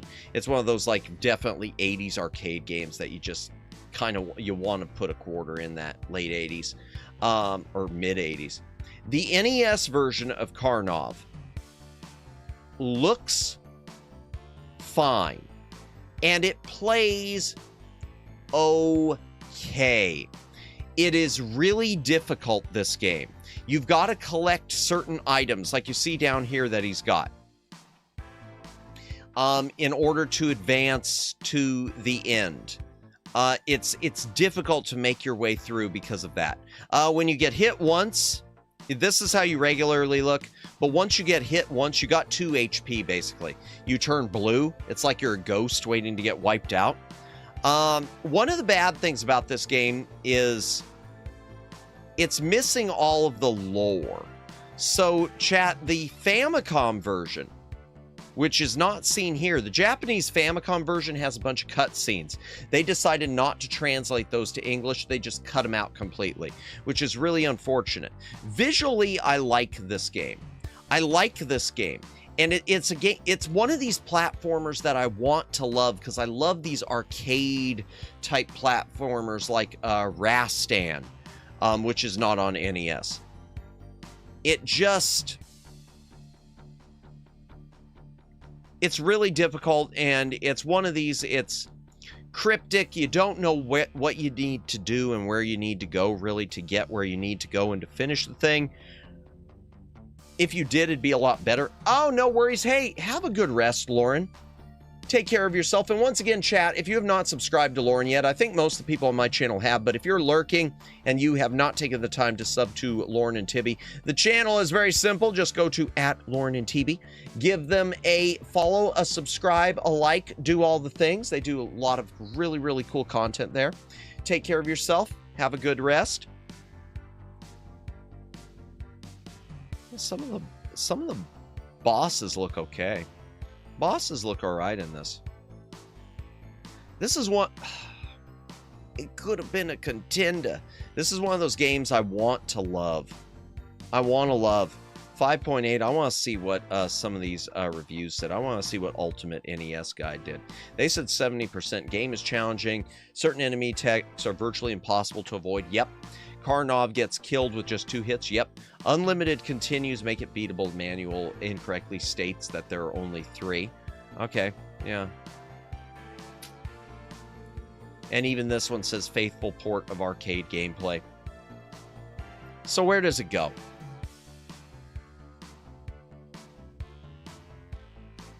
Where does it go? Karnov's one of those games I want to love. And I do like it better than some of the ones down here. Well, no, I don't. But is it better than Athena? I don't think it's better than Athena. I'm going to put it in D tier, and I hate to do that, chat. I hate to put it in the D, but it's going towards the Ds. So D and C are tied, and B has the most so far. Okay, next one. I'm going to try to get through a lot of these tonight, chat, so this is going to be a longer stream. Kickle Cubicle. This is one of those really, this is by Irem Chat. Kickle Cubicle, this one I wouldn't mind playing on stream. 7.7 is pretty darn right. Kickle Cubicle, it was in arcades. It is a very cutesy game. It's got a bubble bobble feel to it. It has got a bubble bobble feel. There's the arcade. Here, let's go to the NES. You basically make ice. And this one's vegetable land, so I guess you collect the vegetables. Oh, garden land, excuse me. The beautiful fantasy kingdom is now under the rule of the Wizard King. Hey, he's corn! Corn! A talking maze. Yeah, you collect the food stuff. You create, you kick these ice cubes and you kick them in the water. You can kick them at enemies to kill them, or you can kick them into the water to form platforms.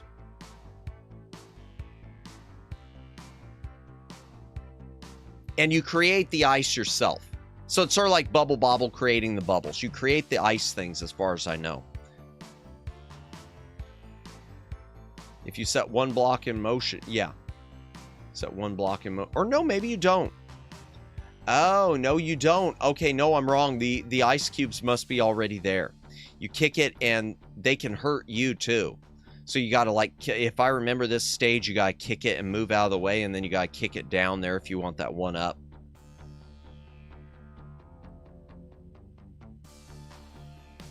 Oh no, you do create the, because they go across the, that would form a platformer. You do create the ice cubes. I'm sure you do. I genuinely don't remember. I'd have to play this one again. I would have to play this one again. Because I don't remember it. But I remember I loved it. This is really this is a top tier. I liked it better than Bubble Bobble, chat. I liked it better than Bubble Bobble. Would I put it A tier or would I put it B tier? I'm going to be honest, I'm putting it B tier because it doesn't have a password system. And as far as I know, didn't Lolo have a password? Let me look up Lolo. I think Lolo did. Wait, that's the Game Boy one.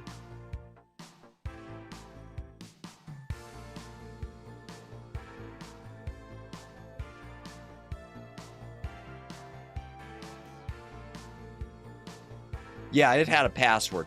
And Kickle Cubicle does not. And Kickle Cubicle is long and it needs a password. I am putting Kickle Cubicle in B because as far as I know, it does not have a password. Let me make sure it doesn't. I don't want to be messing myself up with that. No, it does have password. Never mind. Never mind. I'm stupid. I might be stupid, chat. All right.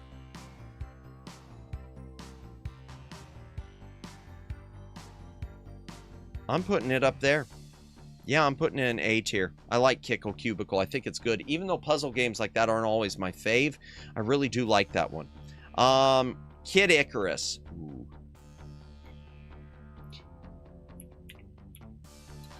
Kid Icarus, who in Captain N in the game, Captain N the Game Master used to finish every sentence with Icarus, didn't he? Kid Icarus, I could use some orange juice, Icarus. Or was it just us? Did he just end everything with us? Chat, you'll have to remind me. 7.1, bless. Bless on 7.1. So Kid Icarus, your character's name is not Icarus. Your name is Pit.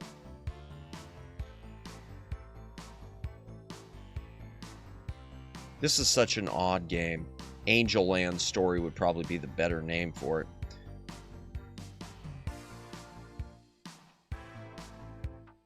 Oh, wait, no, I didn't want to go to Game Boy. Why did I do that? Famicom Disk System. Oh, that's interesting. So the Japanese version's on Famicom Disk System, chat, and it had game save. It had game save. The US version does not. It uses a password system. That's interesting. That is interesting that the Japan version has the game save on the Famicom disk system. Okay. Arrow, fighting a boss, Pandora. Okay. The Harpies, I think that's the end of the game when you get to that stuff. Crosses in a Nintendo game. That's so rare, yeah. They're not allowed in Super Ghouls and Ghosts. The Grim Reaper gets kind of... I hate when it calls the Mini Reapers. Yeah, they're extremely dangerous. This game is tough.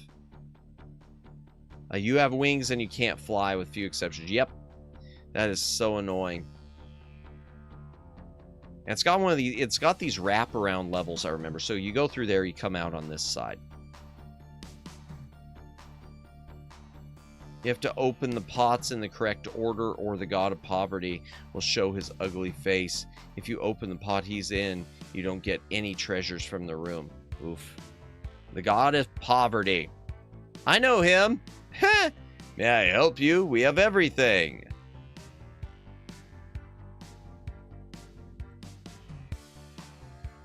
Glad you came. Take this. Get the arrow upgrade. Now I can kill enemies even faster. Yeah, it's a weird game. Confusing labyrinths. And a boss monster is waiting for you in the last room. Okay. 4th level's fortress with labyrinths. Okay. Eggplant wizards, which turn you into an eggplant. Can't use, and you have to... And that was so annoying. The eggplant doesn't wear off. You've got to find a hospital. You have to find the hospital. Let me remove the eggplant curse. Thanks. Will it require surgery? Okay, what's that? This is Twin Bellows, First Fortress. Kid Icarus is tough for me. This is a this is a 2nd generation NES title because it's a silver box title. It's one of those ones that everyone seems to love. Kid Icarus is one of those ones so many people love. I'm curious. I'm just curious here because I know what I think of it. I know what I think of it. What are the NES ratings here on... Okay. Questicle gave it 100%, whatever. Official Nintendo Magazine... Oh, that's it, DS. 80% Ultimate Nintendo. Game is rather steep learning curve. You think rich and interesting world will likely be enough to keep players returning to Angel Land? I think that's really pushing it. I think it's really pushing it. Where did I put... I don't have it. I don't want it F. And I don't want it D. I'm going to put it in C. Because I think it's better than some of these. But I'm not a fan that much. It's one still where if I had to pick on a lot of these ones that are in this list, I'd still pick them over it. So it's almost like a C- for me. What's next? Oh, God. The one which may or may not be drug related. Kid Cool. Why isn't it coming up? Here, let's just... yeah, I was born in 1933. No, that's not the right one. Okay, Kid... Why isn't Kid... Wait a second. It's called Kid Cool...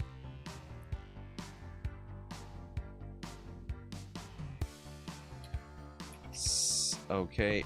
Kid Cool Herbs. Let's try Herbs. There it is. Kid Cool and the Quest. So the name of the game, chat, just so you know, is Kid Cool and the Quest for the 7 Wonder Herbs. Huh. Huh. Hydration break. If you got a drink, take a drink. Hydrate or dihydrate.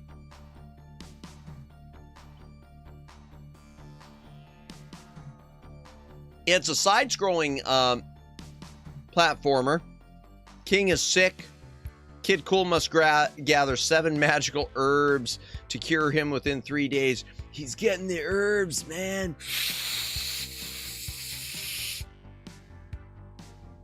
Puff, puff, pass. I've never done that. Okay, for full disclosure, I have never done drugs. I've never smoked pot. Full disclosure. I mean it. So Kid Cool is a momentum-based platformer, meaning the more you run your speed, you have to speed up.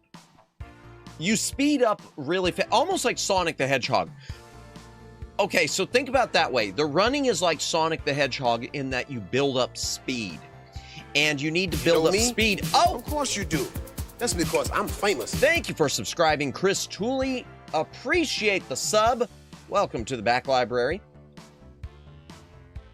Kid Cool runs like it's like a Sonic thing, but you got to build up speed to jump over some larger gaps, obstacles. You throw your pet. You have a pet that you throw at people, you know, as one does. I remember picking up my poodle, my last dog, and I would just throw it at people. I would just, you know, pick him up and just chuck him as hard as I could at people. He was fine. No, that's not true. I never did that. The point is it's stupid. The point is it's stupid. Your character kind of, it's got that tood thing. I don't know. He looks like he's angry also. Visually, I just don't... I love the color on this game, chat, but I don't like the game visually. It's very colorful, but it also looks super, super simplistic. Super simplistic, and even the, about that, I guess I died. I suppose you couldn't have avoided. Yeah, there's trying to rescue the king. I don't like the look of the cutscenes. Now, there was a Japanese version of this. The Japanese version is Kakefu-kun no Jump Tengoku Speed Jigoku, which was part of a series. And on Genesis, there is a, one of them was on Genesis. They kept releasing these to different, whenever they'd be released in the West, they would completely change them. And they weren't ever, they were part of a series, but they never were part of the series. And it doesn't even list here the series that they're part of. Oh, well, forget it. They say 5.1. I'm curious what the critics say. I'm curious what the critics say on this. Ultimate Nintendo Guide, yeah, 30%. Add the messy controls with the inability to take one's time and get to know the levels, and the game boils down to trial and error and memorization of the proper routes. Even if one finally manages to grasp the physics, there's no fun to be found in their mastery. I agree. I agree. Nintendo Power gave it 60%. Kid Cool's action graphics have a certain whimsical quality about them and will appeal to players of all ages. BS. Nintendo was paid to say that. Nintendo was paid to say that. Thank you. Good idea, Luciano. I'm going to take another hydration break. If you got a drink, take a drink. Hydrate or dehydrate.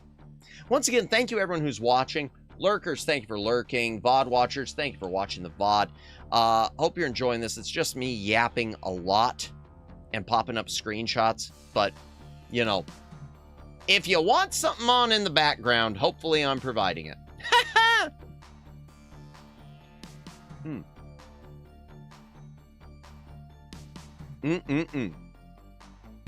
All right. Kid Cool. Yeah. There's just no way around it. There's no way around it. I've tried playing it. And that's one I recently picked up. I picked this one up very recently, chat. Like within the last 2-3 years. Doing a great job while I assemble a model. Ooh, what type of model are you building, if you don't mind my asking, Seraphist? If you don't mind my asking. Yeah, Kid Cool is, yeah, not cool. Not cool. But the next one is Kid Mickey. We played this one on stream. We streamed this one a long time ago, and I got a memory about this one. I have got a memory about this one. An important memory. Warhammer stuff, nice. A Mutalith Vortex Beast. I have no idea what that is. I don't know Warhammer, but that sounds awesome. Warhammer stuff is always awesome. I always look at Warhammer, I mean, it's like D&D stuff. I look at this stuff, and it's just, wow. It always seems like my brain would never be able to get it.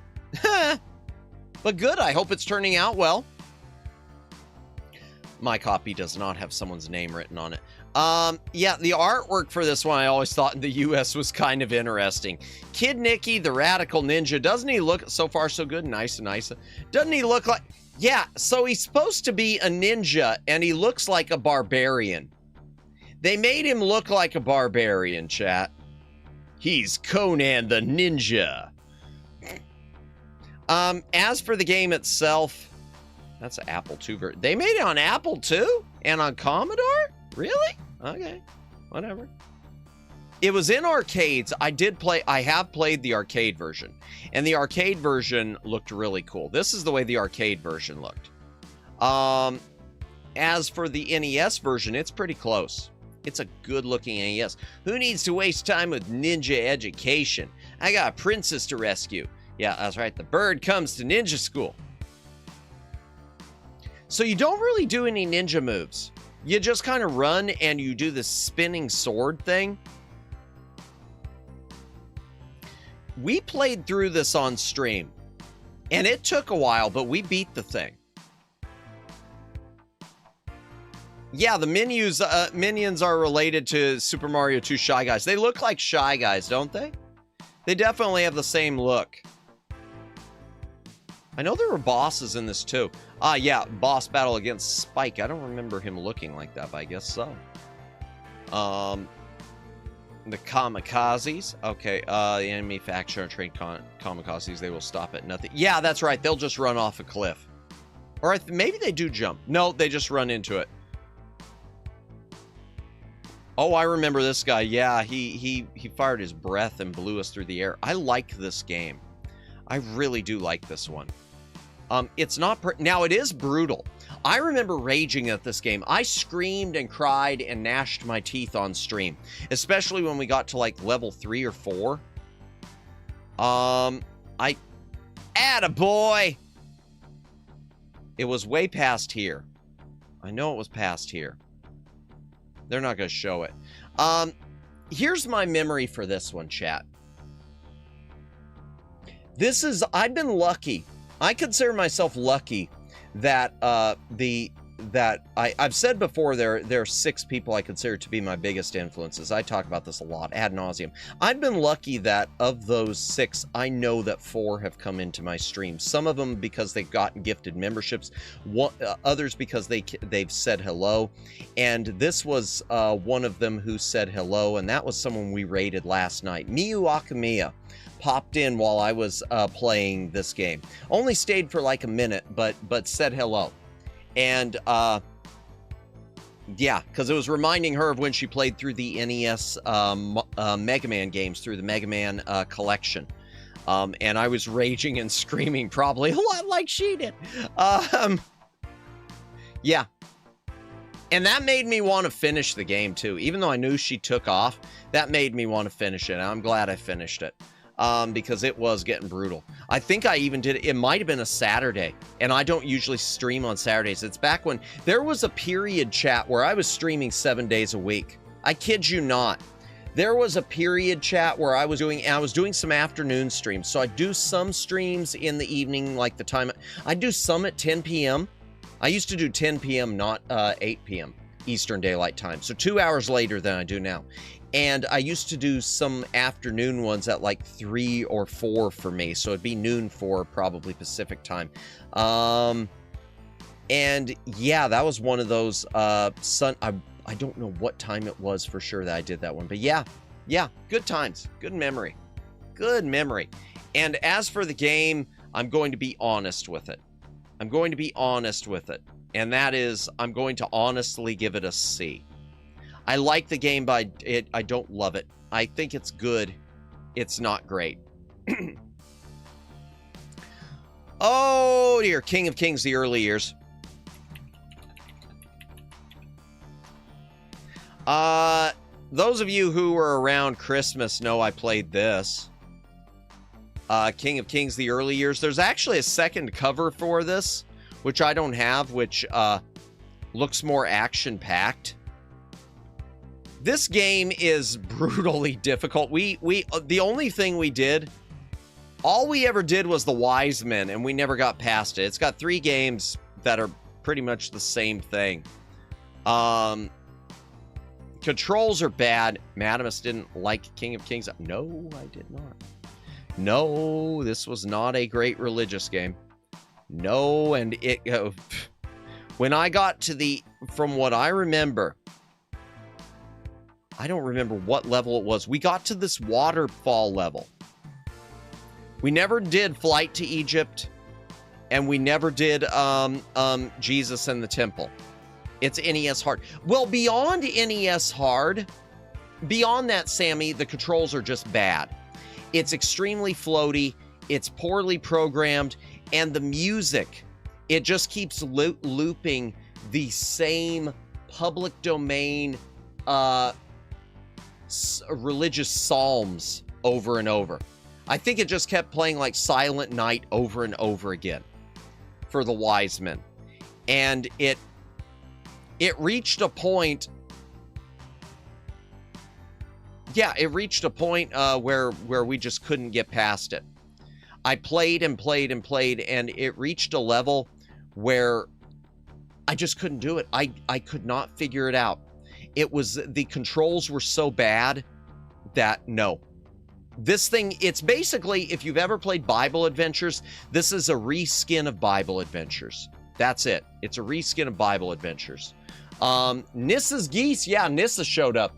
Huh. Nissa showed up for that one. Nissa's Geese friends flocked against the astrologers of the East while we 3 kings looped endlessly. Yeah, Bible Adventures 2, Electric Boogaloo, indeed. Well, there you go. Critics, 9%. Ultimate Nintendo Guide to the NES, 10%. All 3 games are simplistic, semi-responsive, and feature floaty controls, inadequate hit detection, and no real reason to play them. Neither fun nor religious-based. That pretty much sums up Wisdom Tree, because none of their stuff that's supposed to be it's religious by just barely. This one was pain. That's an easy F if ever there was one. Joshua, I wrestled with myself on. Exodus, I wrestled with myself on should they be a D, and the answer is no. Bible Adventures was an easy F also, because it's the same. King's Knight, oh, this is an unfortunate one. That time Squaresoft made a not-so-great game. King's Knight is a game that, I mean, it's got anime cover art. You want to love it. You see this cover, you see Square, and you immediately want to love this. This is one of the, I mean, seriously, you see this and it's, ooh, I want to play it. It has some Bible trivia. Yes, it does. Bible trivia mixed with a little bit of the idea of playing as the 3 kings trying to get to Jesus. Early Squaresoft was bad. Yeah. It's not an RPG, first of all. It's not an RPG. Yeah, you can see the score right there. It's basically a shooter. It is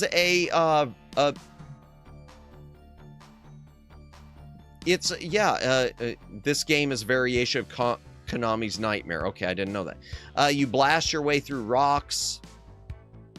That's you. You can increase the, oh wait, this is MSX, isn't it? Yeah, that's MSX. The NES version doesn't look as good. The NES version doesn't show you all the stuff you've collected. So you basically have to play through all 4 characters, and this is where the game is cruel to you. There's the title screen. You can play, there's the dragon. You can collect things like the boot, which speeds you up, I think. Monster Barusa is dead. Okay, then suddenly you've got this dude that you're fighting as. I don't know what the arrows all do. I don't remember. You can move slowly through the water. Kid Thief Toby is dead, so that's the thief. You got the knight. And you blast him. Knight Rajack is dead. It needs status HUD. Yeah, but even more than that, there's something else. And I'll explain it in a moment. Shoot all hostile enemies. Wizard Kaliva is dead. Dead. All dead. So here's the problem with it. It does need a status HUD, but here's the bigger problem with it. You play the game with you start with one character, and then they die, and then you play another character. And let's say hypothetically, let's say that and then with the other character, let's say you win their level. And then you play the next character and you win their level. And you play the next character and you win their level. You still lose the game, because in order to win the game, you have to beat each level with their characters. But the game doesn't tell you this. You have to figure it out on your own. So you might keep playing thinking, oh, I only lost Rajack the Knight. I can still win with the other 3 characters. No, you're playing through for absolutely no purpose. You cannot win the game unless everyone survives. But it doesn't tell you that. It keeps going as if you've still got a chance. It's wild. Yeah. Gameplay, it would be fine. It's tough, but that part of the mechanic, it's just not great. I love so much about it. I like the look of it. You can level up your characters too. You level up, but once they die, you're hosed. You got to make sure everyone lives. And I'm going to read the critics' scores. If I'm allowed to name drop, please. A particular famous content creator did this game review justice. Who was it? No, go ahead and name him. Because I might have seen it. Pro Jared. Okay, I think I saw that review. I do think I saw that review. Because I remember, because I used to watch some of his things. Not a lot. I loved when he used to do that now in the 90s. His view was gold. I'll have to look at it at some point, but I'll have to watch his review again at some point. Ultimate NES Guide was Pat the NES Punk. One unique aspect of the game is that almost everything on the screen, including trees, walls, cliffs, can be destroyed by the player, but unfortunately the act of clearing out obstacles can leave you vulnerable to enemies. Yep, mixed blessing, which makes a frustrating experience. There's more to it than that. Nintendo Power, whatever. Rotate their positions to make them most effective. Take up the gauntlet, whatever. Classic games, flawed. Footnote in Square's history for a reason. Why am I Prego? I don't understand. I'll have to watch the Pro Jared one again, Sammy. But I'm giving it I don't give it an F. I think it's above an F, but it's a D for sure. This one's a big D. This is a Dr. Jekyll level D. Hydration break, chat. If you got a drink, take a drink. Hydrate or dehydrate.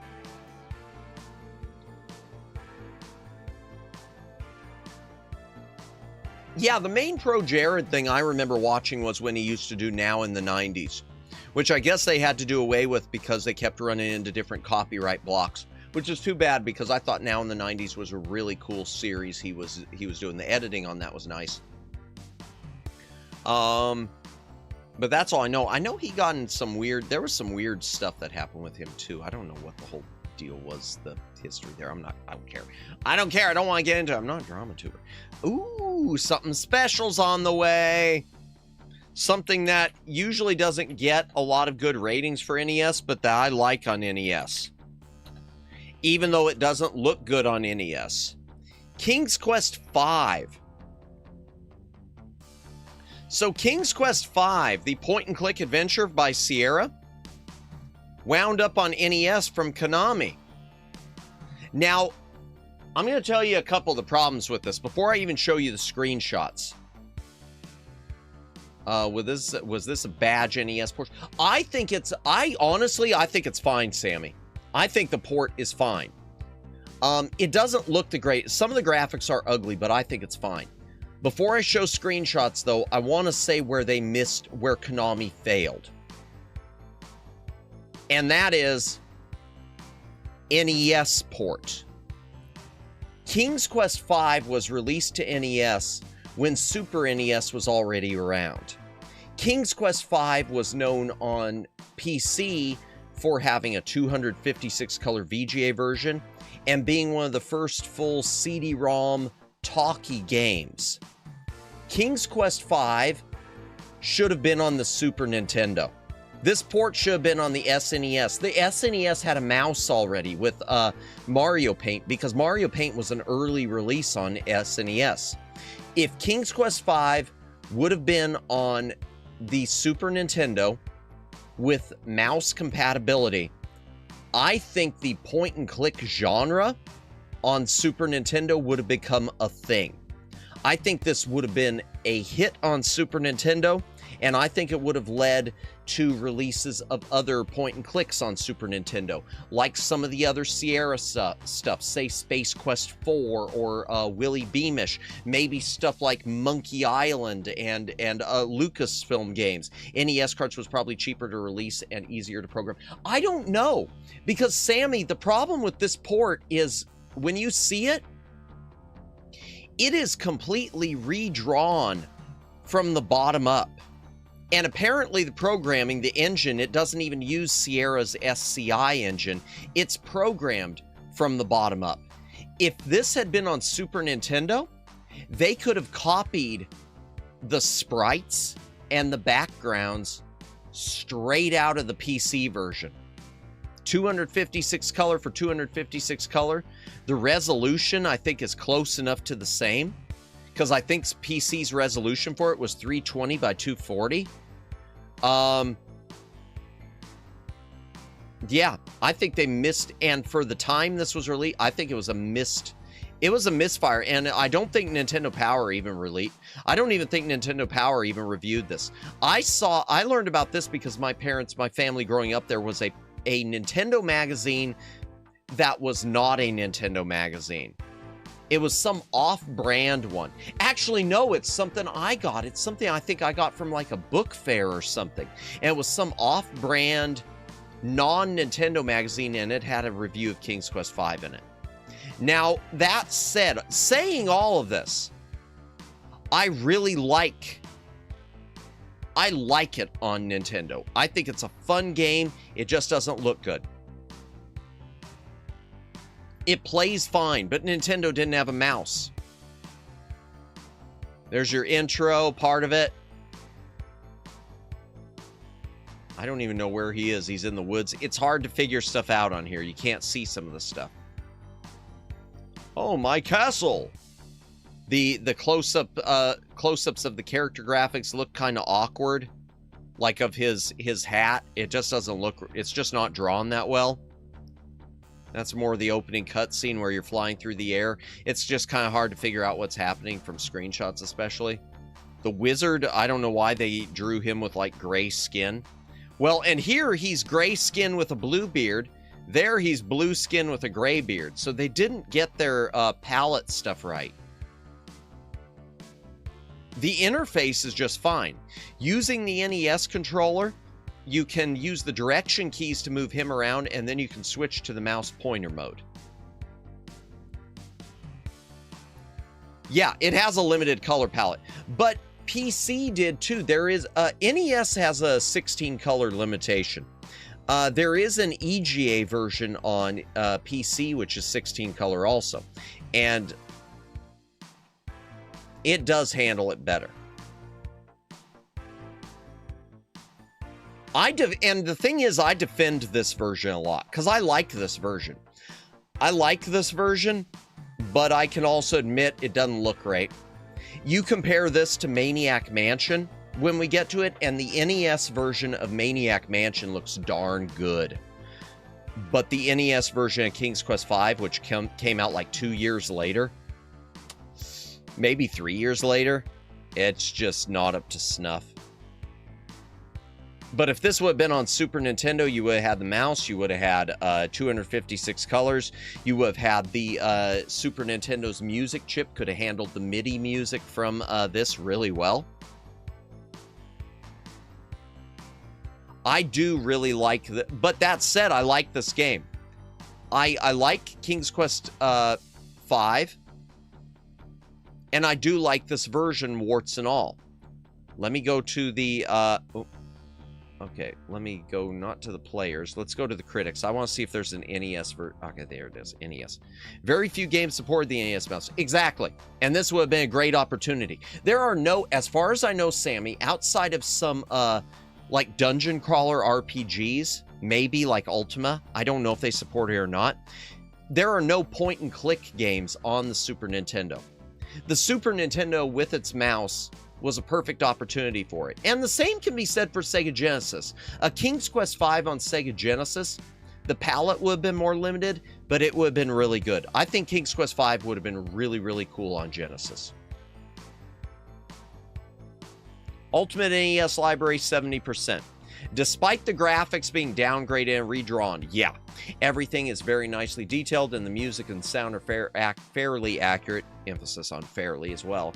All this makes for an enjoyable port of a true DOS classic.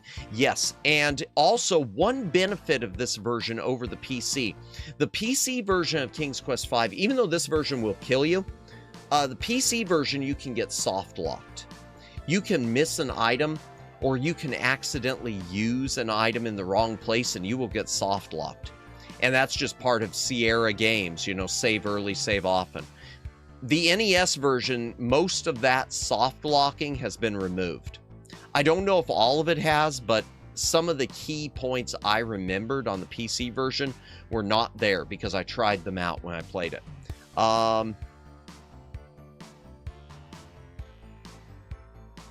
Yeah, so that said, I complained about this one a lot, so you're probably wondering where I'm going to put it. You're probably wondering if I'm going to put it B or A or C or D. I'm putting it in, I love King's Quest V.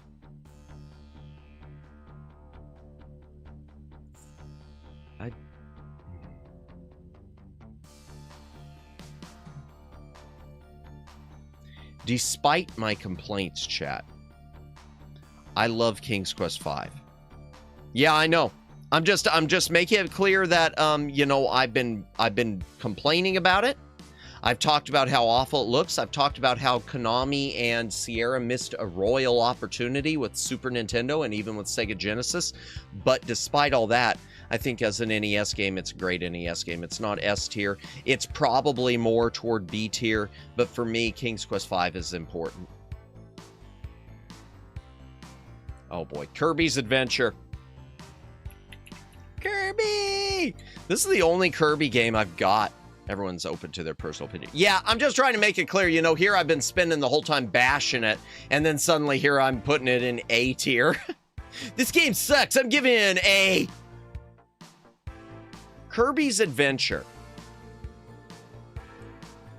Kirby's Adventure on NES. We did this on stream. I didn't play through it the second time to do some of the additional stuff, but Kirby's Adventure on NES, it's a love-hate relationship. Yeah, I hate it because I know they could have done something else. Kirby's Adventure on NES. This is the only Kirby game I've got. Other than, like, puzzle games like Kirby Star Stacker on Game Boy. Kirby's Adventure is all I've got. I don't have any of the Game Boy ones or the Super Nintendo ones. Kirby's Adventure on NES is one of the best platformers on the console. It has game save. There are different things to unlock. It is not as advanced as some other stuff at the time, like Super Mario World on Super Nintendo. But this is really... Kirby, NES Kirby is really a testament to Nintendo Entertainment System had more life left in it, and honestly, it could have been... The game could have... The console could have kept living. That, which goes back to why do I love the idea of the NES Aladdin adapter? Because the Aladdin adapter could have kept the NES going. And with stuff like this, I think that would, if you had a lot of good games like this maybe coming in the future, games where you could argue they were as good as a Super Nintendo game despite being limited by their graphics and 2-button controls. Yeah, Kirby's one of those. Kirby's Adventure, just to me, it's, yeah, testament to NES. This is an easy S tier. There aren't a lot in the S tier, and this is an easy S. Right up there with DuckTales and the Dragon Warriors. Kiwi Craze. This game's gone through some different titles. And I don't really understand many of them. So Kiwi Craze was originally released in arcades as the New Zealand Story. The title, yep, it is a title game. The New Zealand Story. Retitled to Kiwi Craze, and I don't know why. The NES version of it is solid. Now, some of these screenshots say New Zealand Story. Yeah, the US version, they retitled Kiwi Craze. I get why they did it, but I don't get why they did it because... I don't know. I do think Kiwi Craze is a better seller title, but if it'd been in arcades as New Zealand Story, you might as well have left it. Visually, this is just a really good platformer. And it's a title one you can actually... Huh? It's a title one you can actually find. Because title games on NES, some of them are hard to find. Some of the later ones. North Island. Auckland. South Island. Map of New Zealand. Okay, I don't think this is in the US version. But this is just a good platformer. This is just a fun platformer. It's not an A-list by any... or it's not an S tier. Is like the change name for Joe and Mac, Caveman Ninja. Yeah, and then Joe and Mac, sometimes they call Joe and Mac Caveman Ninja with both attached together. Yeah, I don't know. And with that one, I'm fine with either title. I get New Zealand Story as an odd title. I do get that as an odd title. I don't think it's the best of the NES, but I think it's a solid game. It's above a C. Let me see. I don't know if I would put it B or A. You know, I'm going to put it B because I'm looking at some of the stuff I've gotten B that I think is about equal to it. Like Felix the Cat. Hydration break, chat. If you got a drink, take a drink. Hydrate or dihydrate. How long have we been going? 5 hours? Yeah, we could keep going a little more.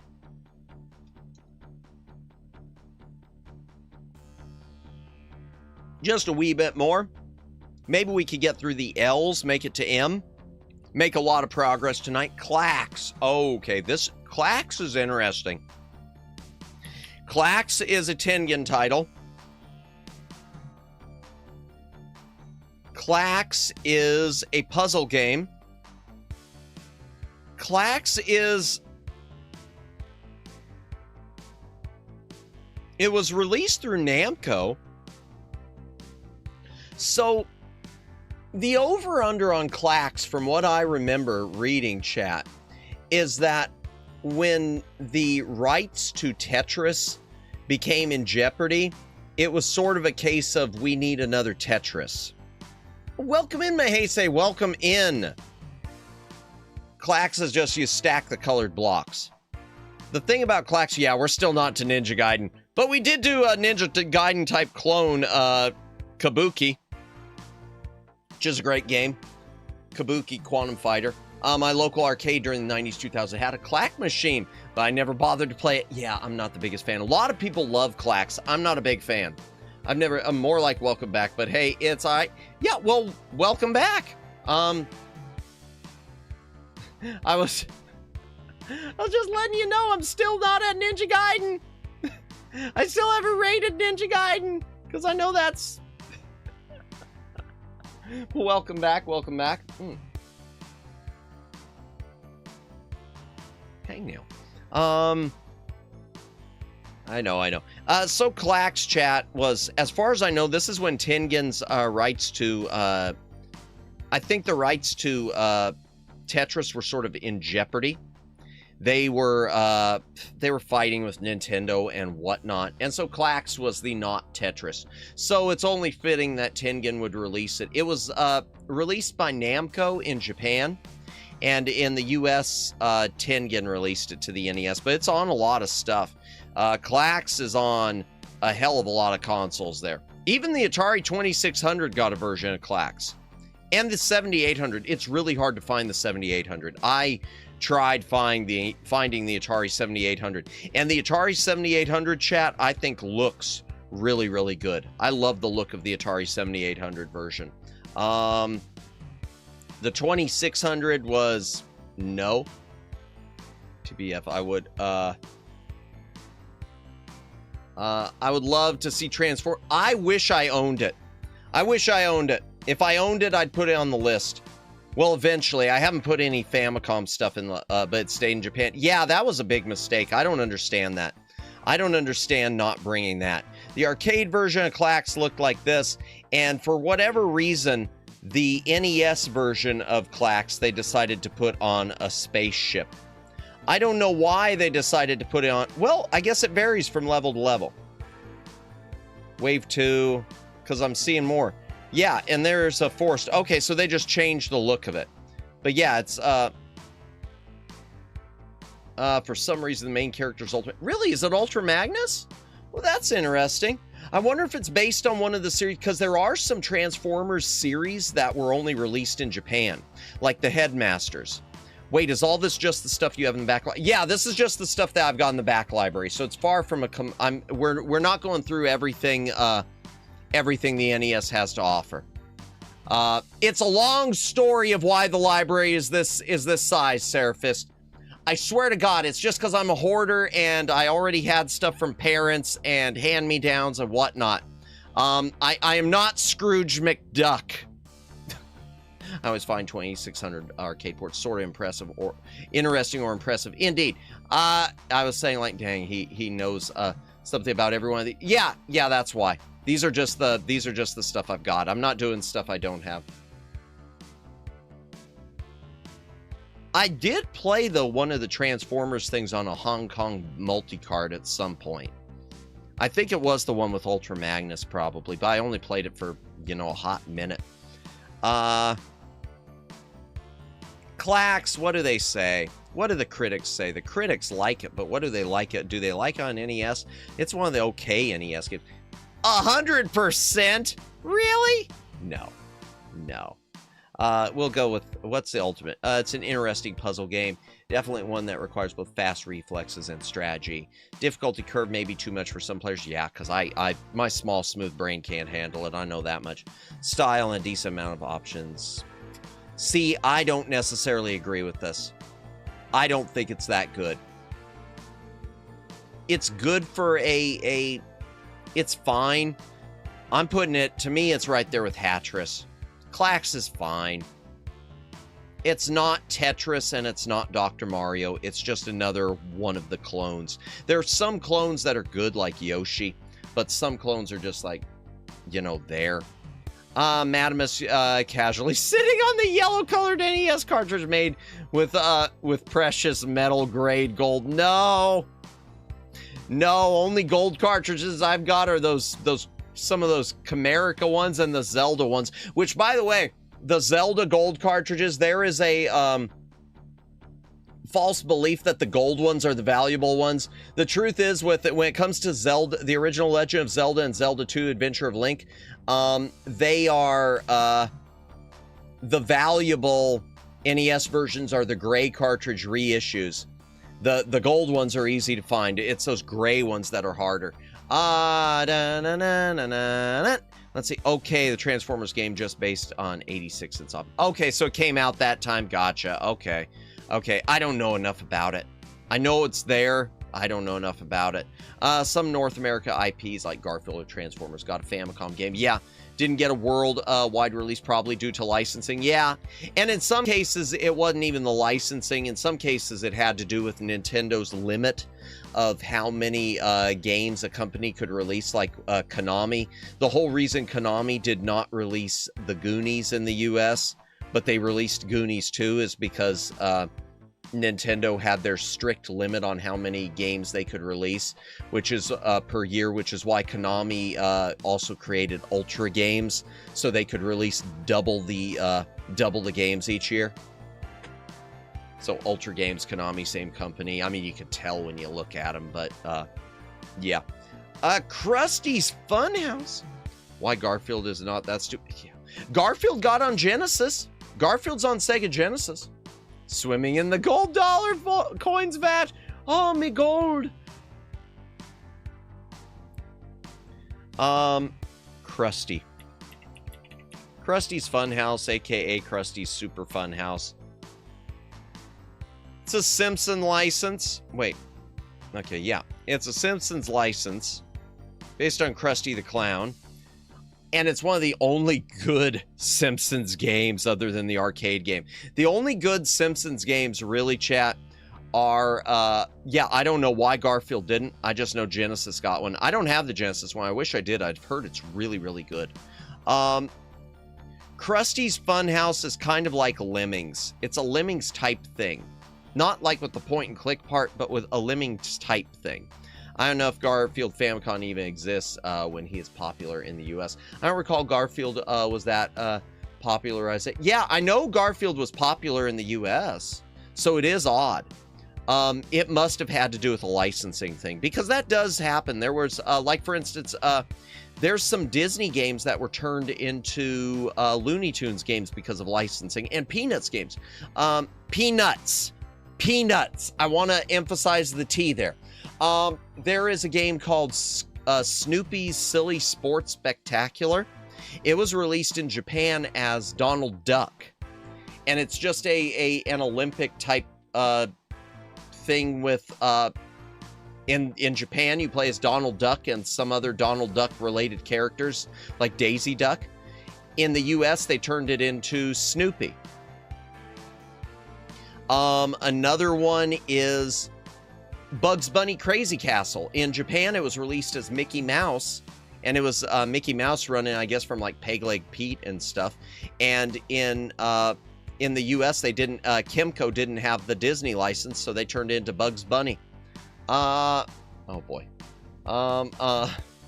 For a moment, I thought you said redacted. Why do you think I went back and emphasized the T? Wait.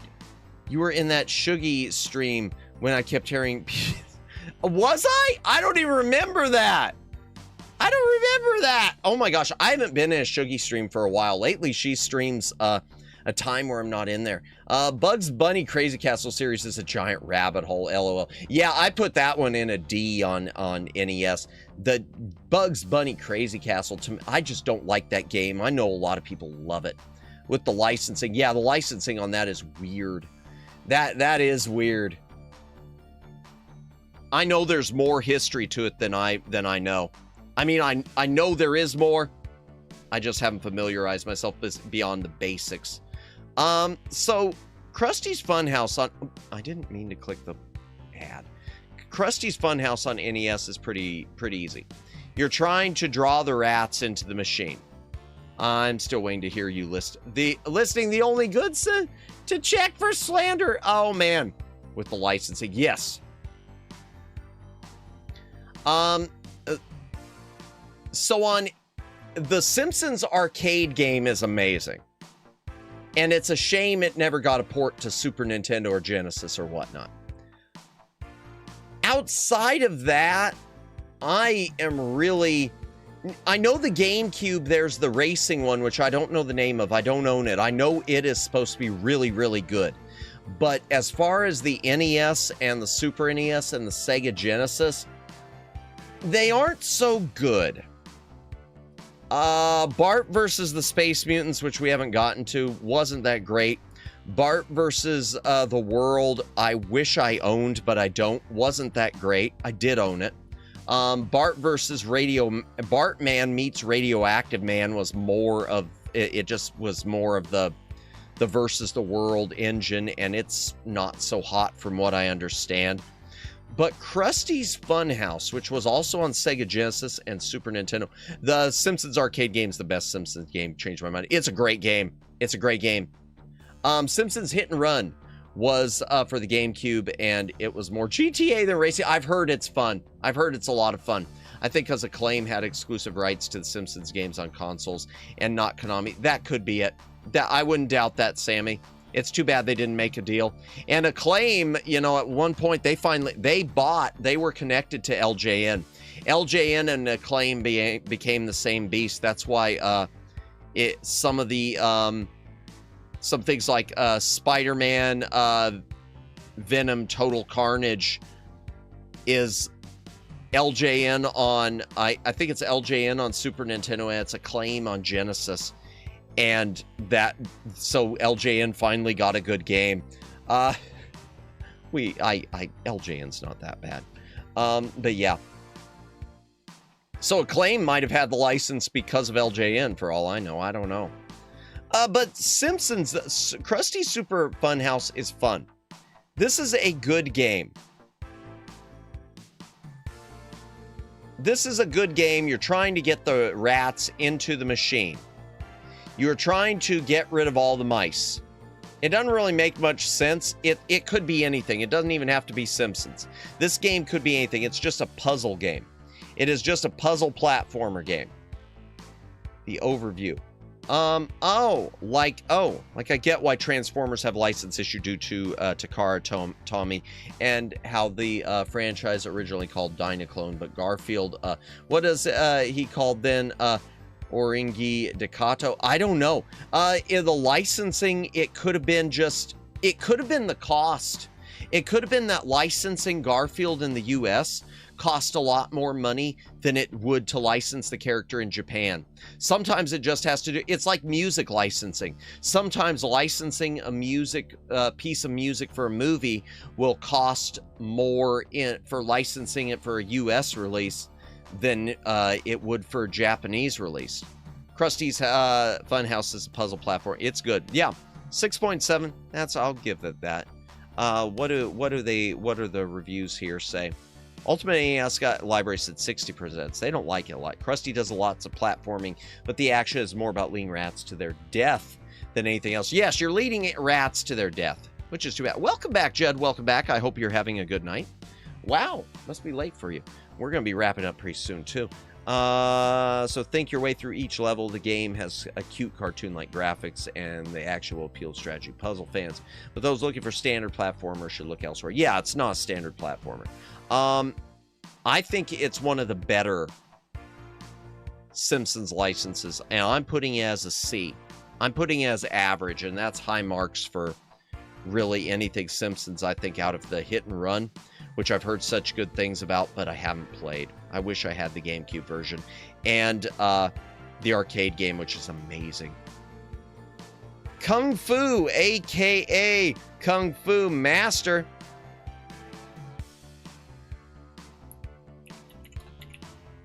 This is on the Atari 7800 also. But it is really, really expensive to get on the 7800. It was in arcades. It's on the 2600. It's on a lot of things. And that's one reason the title was changed from Kung Fu to Kung Fu Master, because Nintendo didn't like games with the same title being on other systems. They had all sorts of no competition clauses. The arcade game looked like that. I don't really like the look of the arcade game for some reason.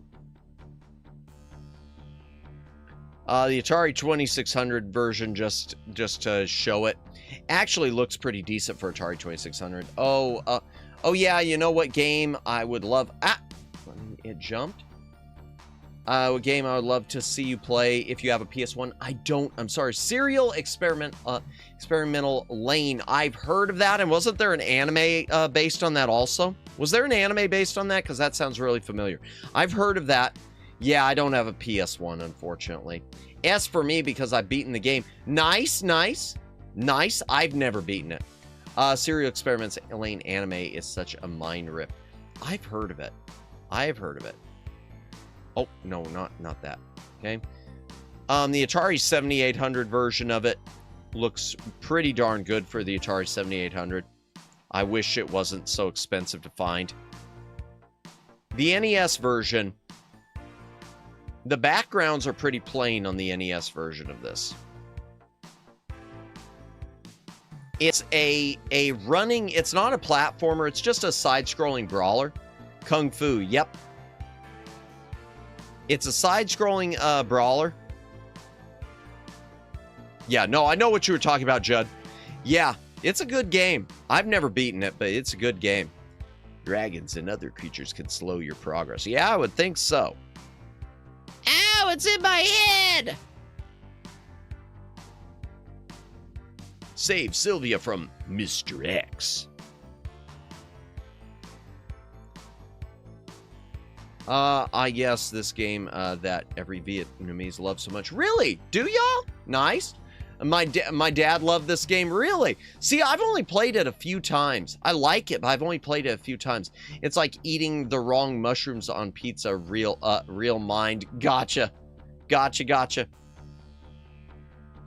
Yeah, I've only played it a couple times. So this is one I would see over the years, and I only recently purchased this. Like within the past 3 or 4 years, I finally picked it up on NES. It wasn't one I grew up with.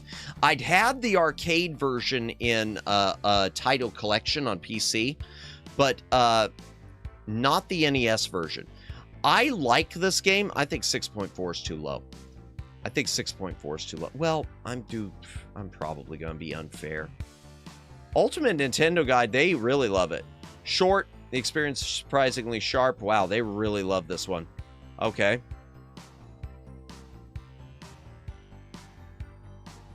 Dayland, perfect show for Adult Swim, not gonna lie.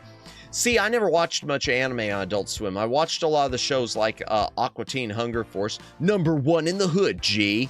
You're not wrong about Adult Swim. I'll have to look up Lane. Is it still available? I might have been. Who used to own it? It might be a Funimation, so it might be DVD only. NES Game Power. Okay. Retro Age. Okay. I don't know. Retro Game Reviews. Kung Fu's very... blah, blah, blah.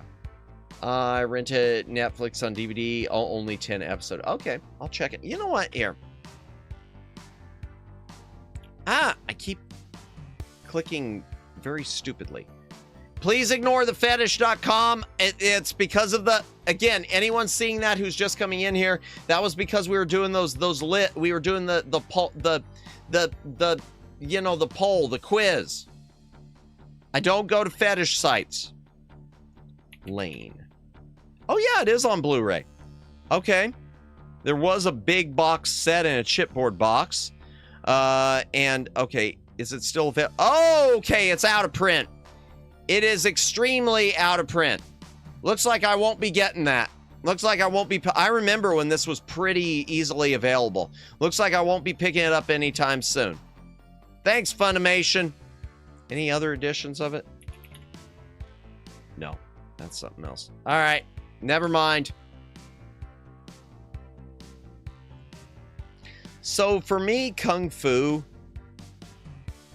if I'm being... is that the Dirt Man in the mental? That might be. I haven't seen that. I haven't watched that ad yet. I keep seeing like single frames of it pop up and stuff. 2014 was 12 years ago. Well, it hasn't been out of print that long, Sammy. Because it was, I'll tell you, it was available on Blu-ray. It might have been, that was the print of it. Okay. But I remember you could still get it from Funimation and from Amazon, like within the last 2 years, because I remember like 2-3 years ago pulling it up when I'd be shopping for stuff, so, and debating it. So yeah, they still had a lot of them around at the very least, and it may have been reprinted and not said. B or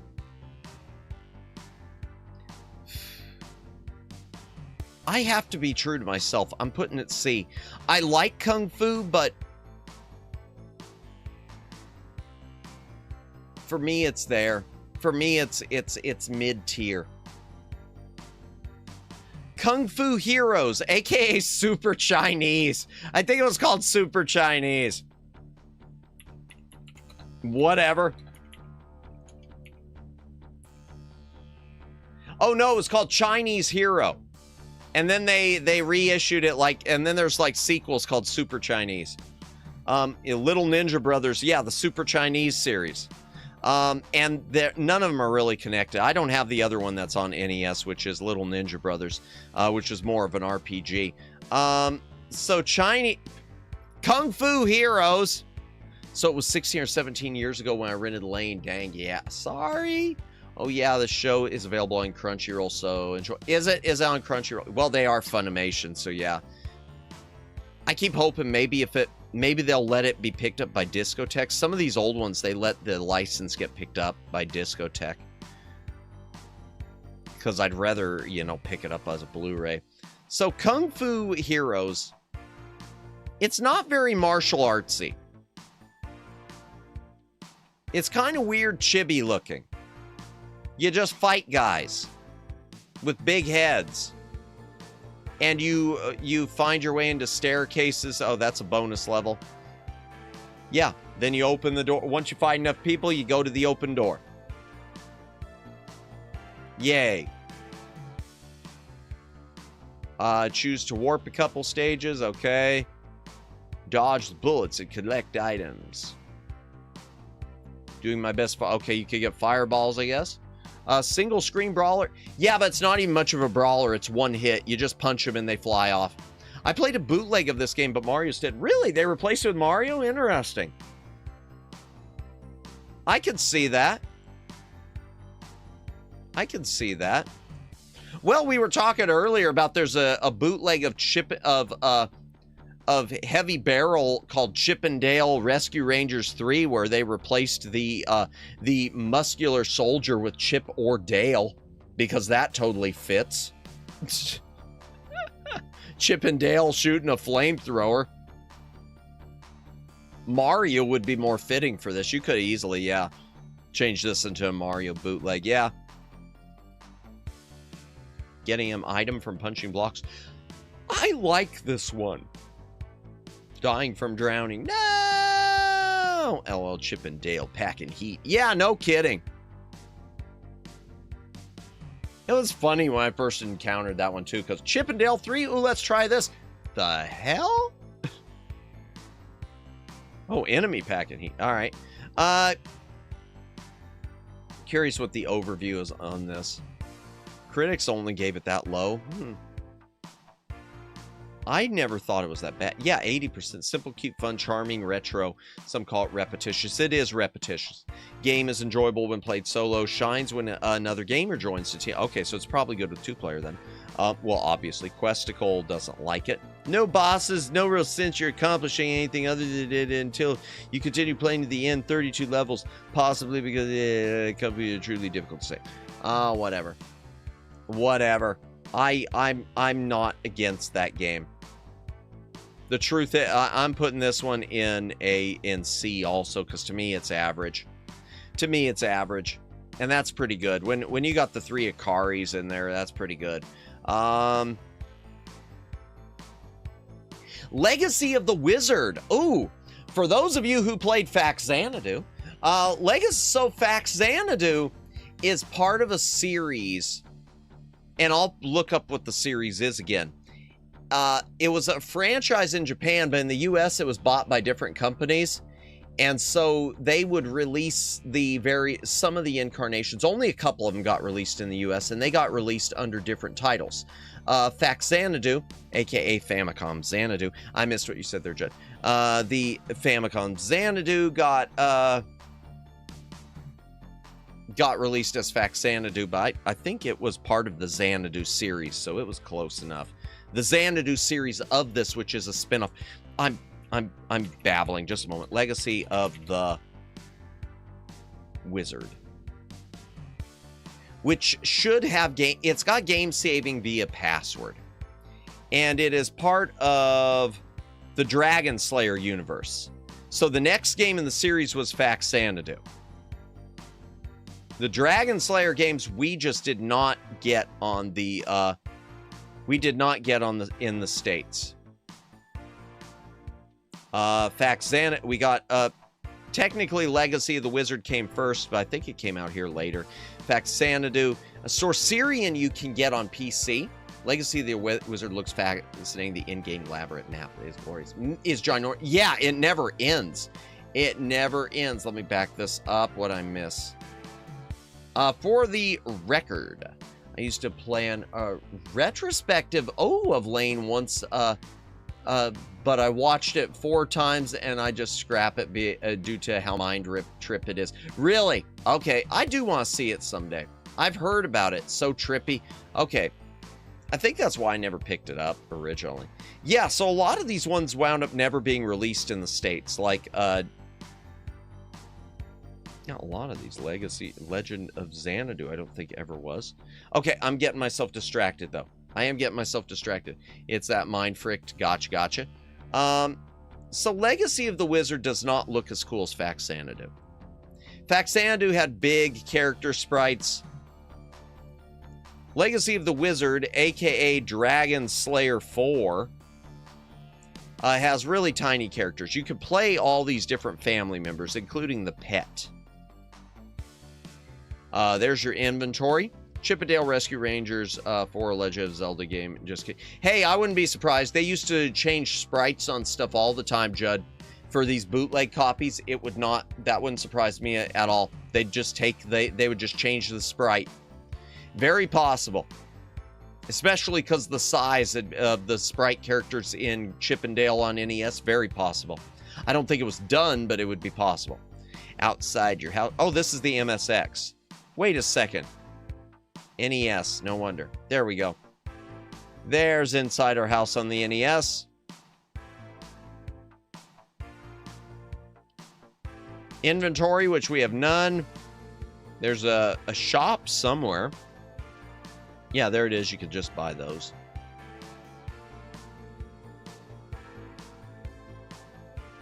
And then you go down into the labyrinth, chat.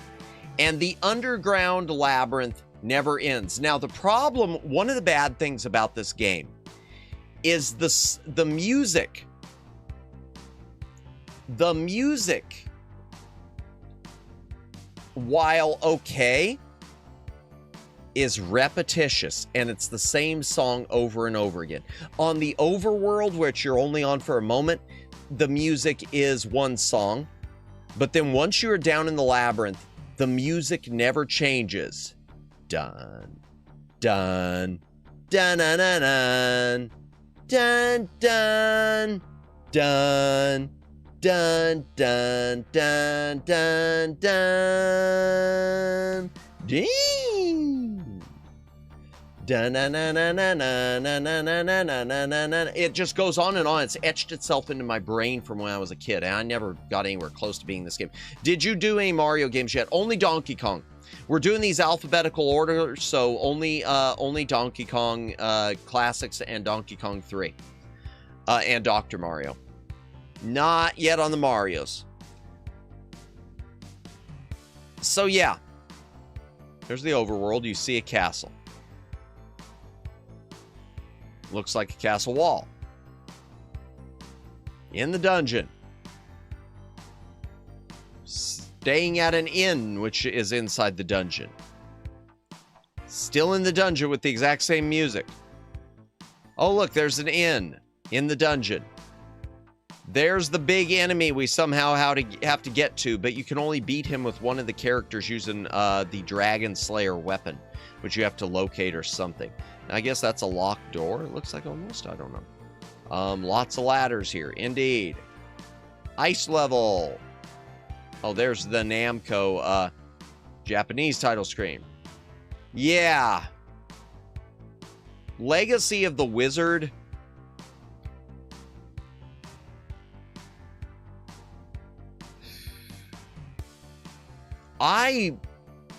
Oh, this is hard for me. I don't like it as well as Faxanadu. Like at all. I have to put it down here as a C again. It's another C-tiered game for me. I want to like it because it's an RPG, but it's just so annoying. Do you change your characters on the fly, or do you have to painstakingly travel back to the overworld to switch? Oh, good news, you get to travel back to the overworld. You need to go all the way back to the beginning. You got to find your way out again. Yep. Now, I think there might be potions you can buy that'll take you to the outside, but still. If you use one of those, though, then you got to painstakingly make your way back through the dungeon to wherever you were. Yep. I don't hate it, but it's not my fave. Yeah. Yeah. And even to get your save password, since you can't save your game, but you still have to go all the way back to your home at the beginning, as far as I remember, to get a password just to save your game. Sounds like a lot of work for an adventure game. Yeah. It's the type of game that I would honestly, if I played it, I'd want to play it through emulation and save states. I don't think I'd have the patience for playing it with the password on the original hardware, and I hate saying that. Next! Oh, Legend of Zelda. Well, that's...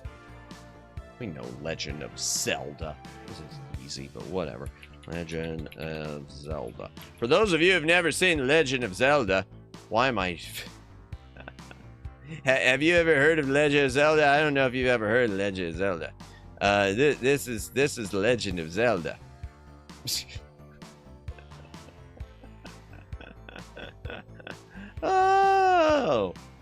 Oh my gosh. Hydration break. If you gotta drink, take a drink. Hydrate or dihydrate.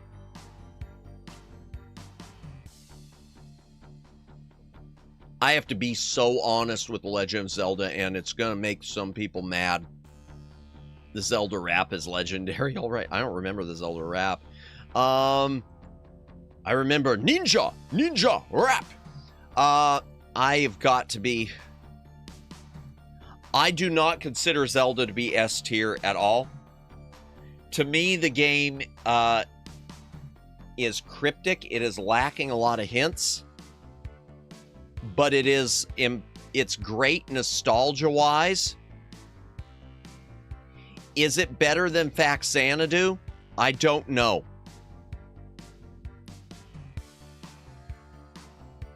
But I'm going to put it in the A tier because I do think it's a great game. What was the poll even about? Is Madamus okay? Wow, some of you think yes? That's interesting. I had a good time with Zelda. I don't know how I did it, but I beat the game to completion. Yeah, I know how I did, Omegs. It was called Strategy Guide. It was my old NES Strategy Guide. I don't think I could have done it without that. I had to have some sort of a guide. But yeah, I enjoyed it. I enjoyed streaming it. I just don't consider it to be S tier, you know? And Zelda 2 is going to be way down at the bottom with Z, since we're doing alphabetical. Fun fact, did you... Never mind. Okay. Legendary Wings. This is a Capcom one, and it's a good one. This is one I just picked up in recent years. Oh, no, stop jumping. All right. Legendary. There it is. This is one I recently picked up. Interesting artwork on this one. Fun fact, did you know that the leggings, not quite sure what you mean by that, I'm sorry. Hot take, I think SNK's Crystalis is better adventure RPG than Zelda 1. Where did I put Crystalis? Didn't I put it as an A? Yeah, I put it in the same category as it, so I don't think that's too hot of a take. It's got more going on. Zelda is very much a product of its time, and Crystalis is a little more advanced, so I don't think that's too hot of a take. Legendary Wings, state-of-the-art, high resolution. I love the way Capcom used to label their games. I love that. I love that. 2 players simultaneous. Ooh, nifty. All right. It was in arcades, and it was really cool. Okay, the arcade game, Zelda was a cartoon show. Yes, I remember the cartoon show, yes. Yeah. Yeah, it was part of the Super Mario Super Show, technically. Yes, I remember the Zelda cartoon. Well, excuse me, princess. I remember, I never saw it during its original run at all. I saw it on the DVDs. It was the DVDs. Yeah, the arcade version of this looks nice. As for the NES version of Legendary Wings, chat, I think this is a really good... Capcom did really good-looking games.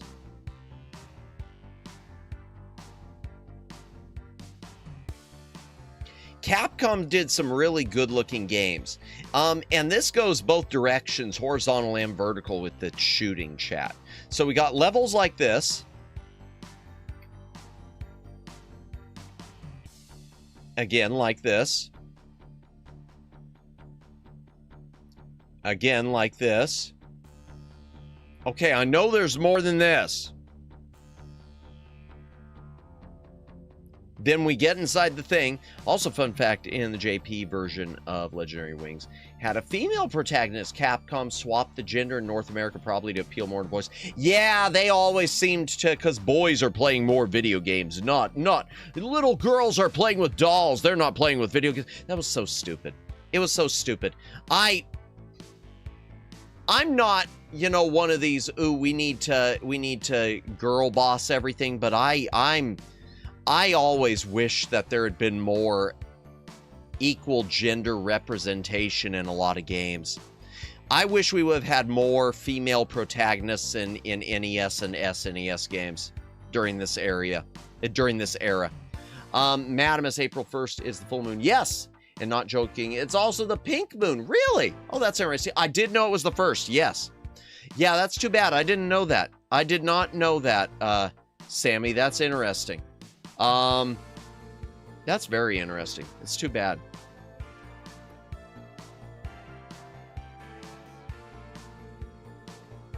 In fact, I remember someone out there, chat, boy, just a few days ago when someone was trying to drum up some of their, some of this phony outrage.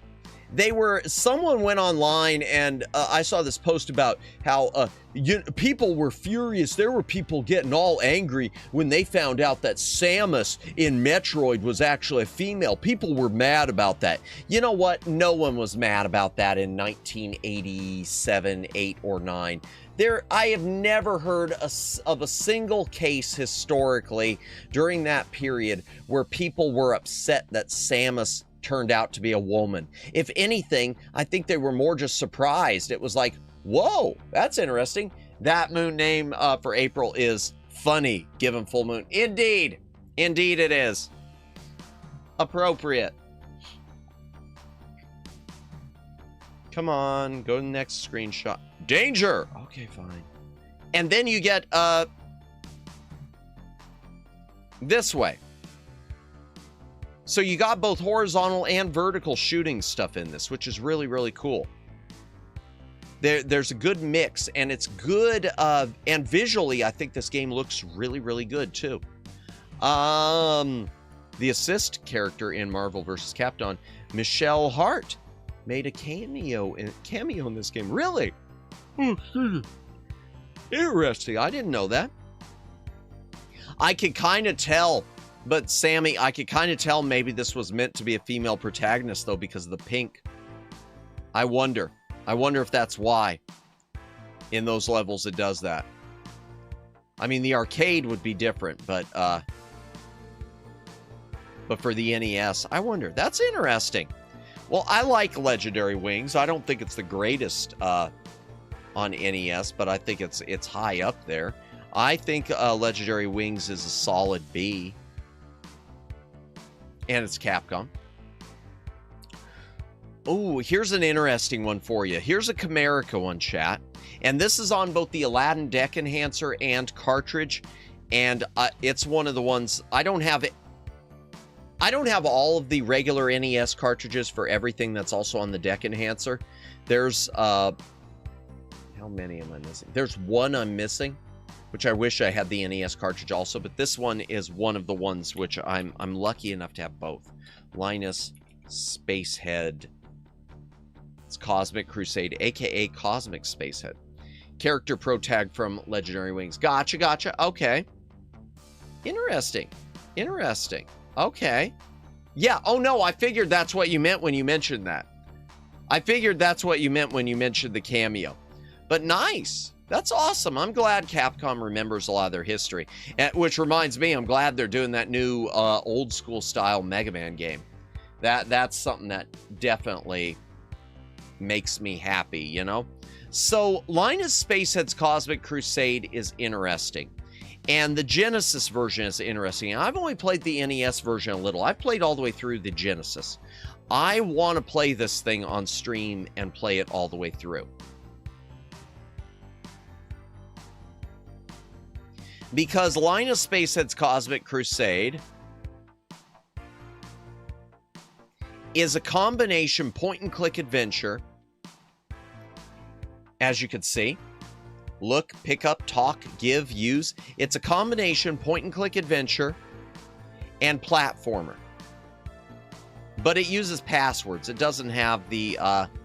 and the two-player pie slap is only on the British version. It isn't on the NES, the US releases.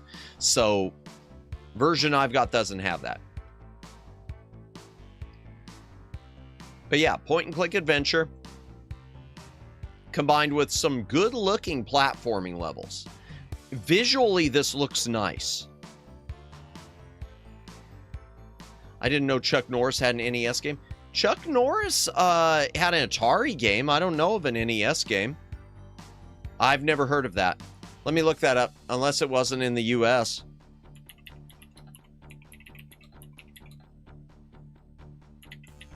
Because I've never heard of that except on the...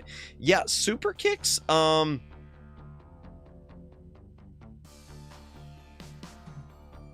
to remember if Chuck Norris' game was Atari or Nintendo. It was Atari. That was an Atari game. Super Kicks. I don't think they made it on NES. Because I've thought about trying to pick it up. I can't find a complete copy.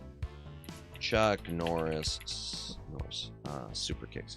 Non-stop Chuck Norris, yeah. It's the Zonox double ender. Let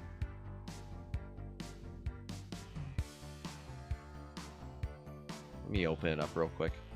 Yeah, sadly there wasn't a... There isn't an NES one, but there is an Atari one. If it'll open.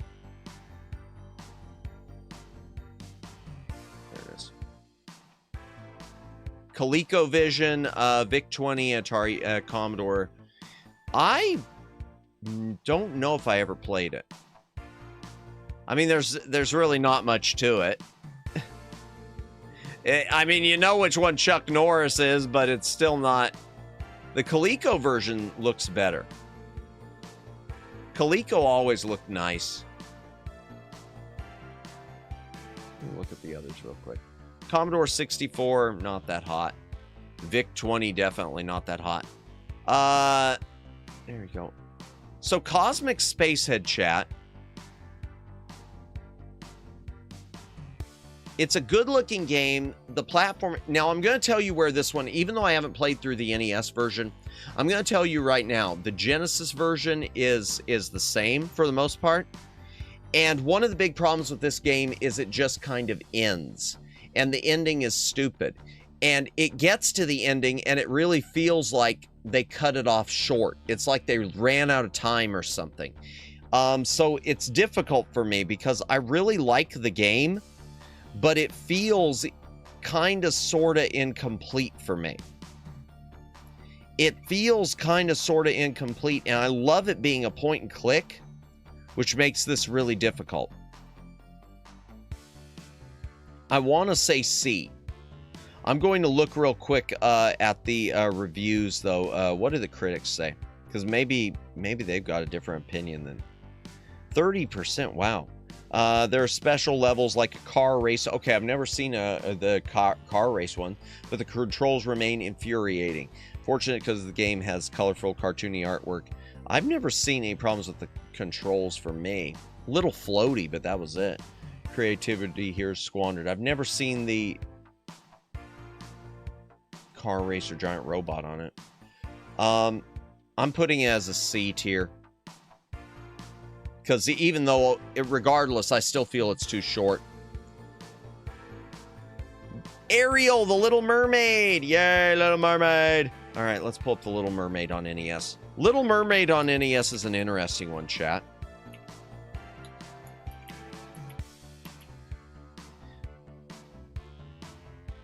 Little Mermaid on NES is interesting because it does not follow the movie at all. Artwork-wise, it's fine. Free Mickey Mouse Club hip pack, okay. Oh, it was on Game Boy also. So the thing about the Little Mermaid is the entire game is underwater. At no point are you Ariel with legs. So it's got the story scene here. Ariel, Princess of the Sea, fell in love with Eric at first sight. She asked Ursula, and so now suddenly she's underwater. So it doesn't follow the movie at all. It's entirely a swimming game. It looks really good. It's got that classic Capcom look. And it plays really well. I remember really thinking this is a good game.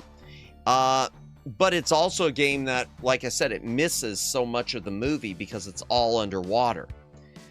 It really needed to have some shore levels. Or maybe or you know what it needed, chat? Maybe it needed some levels where you played as Eric.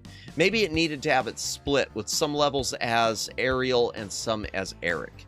It's just Ariel. It's just under the sea. Under the sea.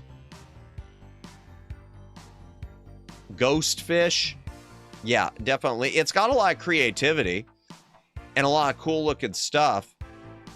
But yeah, it is not Ice Age. Okay. Does it have the part where DS9's Odo tries to cook Sebastian? Yeah, Little Mermaid probably inspired the Starfy series. Starfy is similar underwater action game. Is it? Okay, I've heard of Starfy. I've heard the name. I've heard the name. Now, you can get on top of the... You do have to, like, hop across the ice, you know, with your tail and try not to die. I like this game. I just don't like it not being accurate. I mean, at all. Just out of the curiosity, 70%. The actor voiced the chef in the first two. Did he? Did it? Rene Auberjonois? Doesn't surprise me. He used to do all sorts of voice stuff. When do we get to Echo the Dolphin? That's Genesis Omegas. Oh, God, I hate Echo. I have never played through those. I hate Echo. I wanted to love Echo so much. I wanted to love Echo.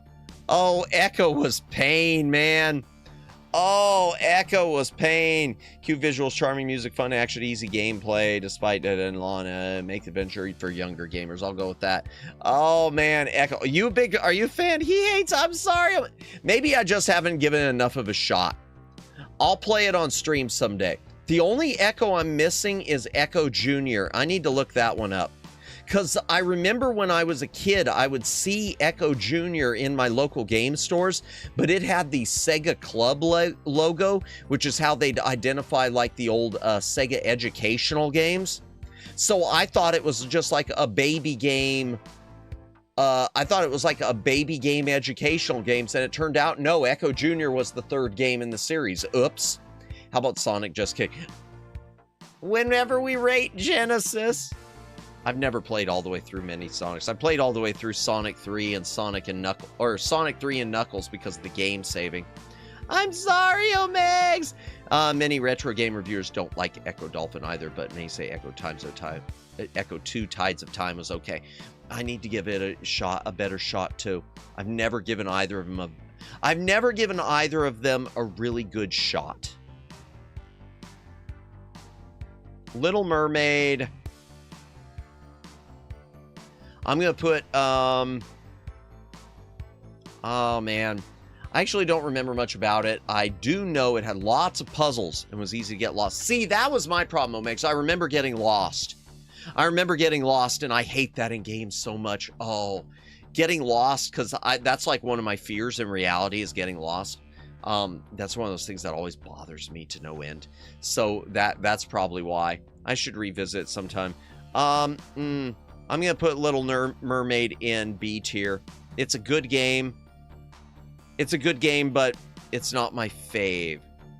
Knuckles in Sonic 2. Oh, yeah, Knuckles in Sonic 2. That's true. Lock it on. And who could forget the blue spear? Yes, the blue spears. Is that the end of the L's? Are we at the M's? No, we're not. We got a few more L. Let's finish the L's up, chat. Another Capcom. Little Nemo, the Dream Master, which is such an odd situation. So, chat. Little Nemo, the Dream Master, is free Mega Man sticker. Little Nemo, the Dream Master was based on the movie Little Nemo Adventures in Slumberland. But the release of Little Nemo Adventures in Slumberland got delayed. The release got delayed, especially in the US. So the game Little Nemo the Dream Master came out like 2 years before the movie ever came out. So they had changed the name to Little Nemo the Dream Master for the game because maybe they thought the movie was going to get canceled. I don't know. And Echo is a dolphin, which are mammals, which means the frantic fear of drowning while exploring dark underwater caverns. That'll do it, yeah. Drowning and getting lost. That's just what I need. Just what I need. Ay. Indeed. Okay. But Little Nemo the Dream Master based on the movie, but the movie hadn't come out yet, so no one knew it. No one knew it. Beautiful cinematics. Beautifully drawn graphics.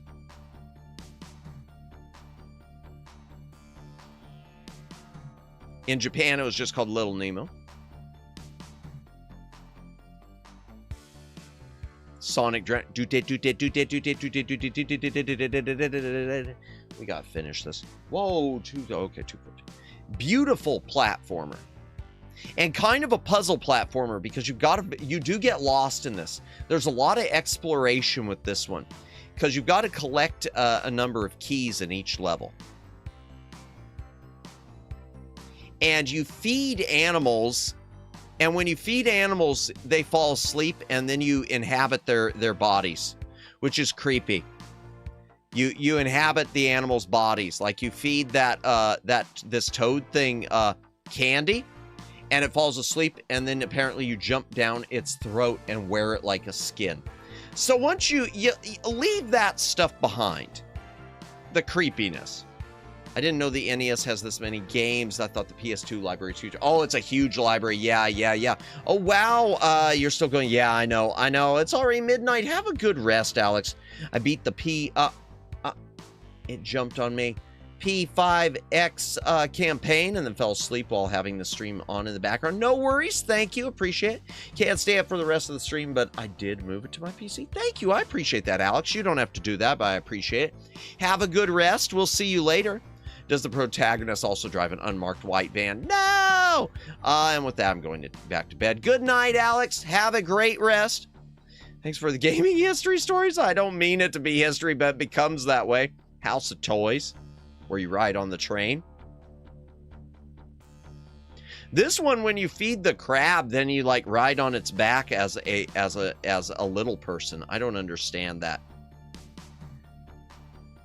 Riding the crab underwater.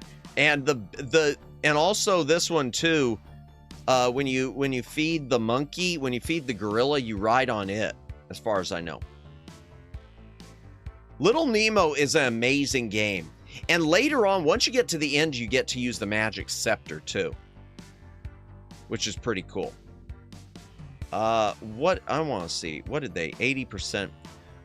There are plenty of secrets, alternate paths, various strategies involving the animal friends keep players coming back, with only a few frustrations to weigh against it. Yeah, the last level is different from the others mechanically, with satisfying boss fight, yes, and a good... I've never played all the way through it without cheating. I remember using, like, Game Genie codes. A good story when I was a little tiny Madamus. Makes rewarding fantasy. I'd like to play through this on stream. The Dream Master, wasn't that the name of a horror movie? Well, yes, but this isn't that. And the movie it's based on was Adventures in Slumberland. I'm giving this one an A. This is an A. Little Nemo, it's not an S tier. What makes it, Little Nemo the Dream Master, in my opinion, needs game save. It's a game that, there's so much in it as far as finding secrets, it needs game save, I think. So I'm giving it an A. It's not S tier, not quite there. Not quite there. We're almost done with the L's, chat. Lone Ranger. Okay, oh man. Oh man. Yeah, I did Lone Ranger as streaming, chat. We stream Nightmare on Elm Street. I don't have that on NES. It was Nightmare on Elm Street, was it? Ah, snap, it was Elm Street 4. Was it Elm Street 4? Okay. I've never watched any of those. I do know the third one was called The Dream Warriors, I think. Yeah, I've never watched any of them. I started watching the original Nightmare on Elm Street and never finished it. So the Lone Ranger on NES. We did this as for stream. A lot of you were here for it. Including Omegs. Including you, I think, Daylin, weren't you? I think you were here for a lot of it, Judd. This was one of my afternoon series ones when I was still streaming in the afternoons. I mean, obviously, I said afternoons. It's password-based, not battery backup-based. You can use Zapper or Controller for certain levels. Because the Lone Ranger on NES, it combines so many things. You got your overhead map. You've got these overhead view town levels, and there are other levels like this too, where you got to shoot villains and steal their wallets. I remember Dream Warriors and the first movie, but barely the second movie, and beyond that, only Freddy versus Jason. I remember the name Freddy's Dead, the Final Nightmare, and I know it had a 3D sequence, which I think there's a Blu-ray 3D of, but only in one of the collections. I could be wrong. And there's a lot of NPCs to talk to in these levels. So you got to be careful not to shoot NPCs. It will count against you a lot. You can buy bullets. You have to buy a lot of bullets. NES Konami game with multiple genres in one, just like Bayou Billy. Oh, more than Bayou Billy. Oh, more genres in this than Bayou Billy. I wish I had that. I had Bayou Billy. That's one of the ones that got lost in that move. Yeah, but this one combines like RPG stuff and everything. So you got RPG adventure stuff with buying items and talking to NPCs and doing little side quests that you've got to do to advance the game. Then, of course, shooting enemies in town. This game's how I discovered the channel. Was that how? Okay, because I knew you were watching around this time, Judd. Nice. They're not showing all the types on this at all. They're not showing anything. Oh, this is... All right, they're not showing anything. Let me tell you, there are first-person dungeon crawler shooting levels in this, some of which are really difficult because the enemies will come to your left, right, or behind, and you got to watch for alerts. So you shoot them before they shoot you. There's levels like on a train. There are side-scrolling levels that play like Castlevania. It's like it uses the Castlevania engine. So it's got side-scrolling Castlevania, top-down, first-person shooter, sort of dungeon crawler stuff, plus RPG elements. This game is incredible. It's also really difficult. This was a heck of a challenge. Oh my gosh, there was so much rage on this. I had to pull up guides to figure out what I was doing. I will not give it an S tier, but it is a solid A. A very solid A. It is an A+. Loops. Oh God. From solid A+ to solid something. Loops, Loops. They give it 7.2. I don't believe that. I don't believe that. Oh God, I hate this one. This is a timed puzzle game, chat. there's nothing visually appealing about it. If you have ever played Pipe Dream, this is Pipe Dream without the novelty of the pipes. You got a timer down there running out, and you're supposed to connect enough of these things to advance the level. It feeds you random sizes of pieces, and you're supposed to connect to these things, making loops and blowing it all the other times. This game is so frustrating. It is so frustrating. It is so frustrating. It is. I will not give it an F, but I will give it a D. It's a puzzle game that ain't for me. It is a puzzle game that is not for me. So subjective there for sure. It's in the same, I'd put it in the same category of Tetris. Even though it's very different, Judd, I'd put it in that same category. But whereas I enjoy Tetris, this is one of those ones that's just frustrating. It's so bad. It's not F tier, and a lot of people like it apparently, but I'm not the audience. I am, yeah, I'm looking at that score, 7.2. What's the NES one on here? Well, they gave it 40% Ultimate NES Guide. This game is very ho-hum.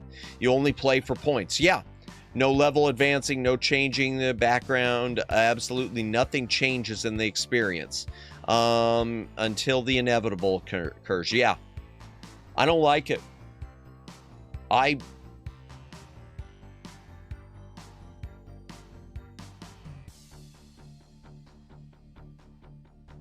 moving it to F. I'm moving it to F. It's my list, man. I'm moving it to F. Low G-Man from Taxan. Low G-Man is one I've never played all the way through. I remember trying a lot on this. It's got some cool cinematic stuff a little bit. It is a platformer.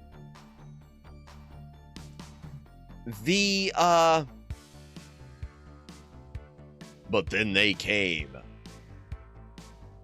The novelty of this, the gimmick, chat, of this is you collect items. Well, first of all, your weapon just freezes enemies. So your initial weapon is a freeze gun, and you also have a spear. So you'll freeze like these robots, then jump on top of them and spear them through the head to kill them. Okay. Eventually you could get other weapons too, like fire blasters, but the mechanic is low G, low gravity man. You collect these items that make you jump super high to the point where you're flying like Superman. You just collect things that make you jump high. And the boss here, I think you had to like destroy that thing first, and then you need to jump on top and start skewering him with your spear. Yeah, it's not really showing it, but you jump super high. And you can also get these things to ride in. It was okay. I liked things about it. What'd they say? They said 60%.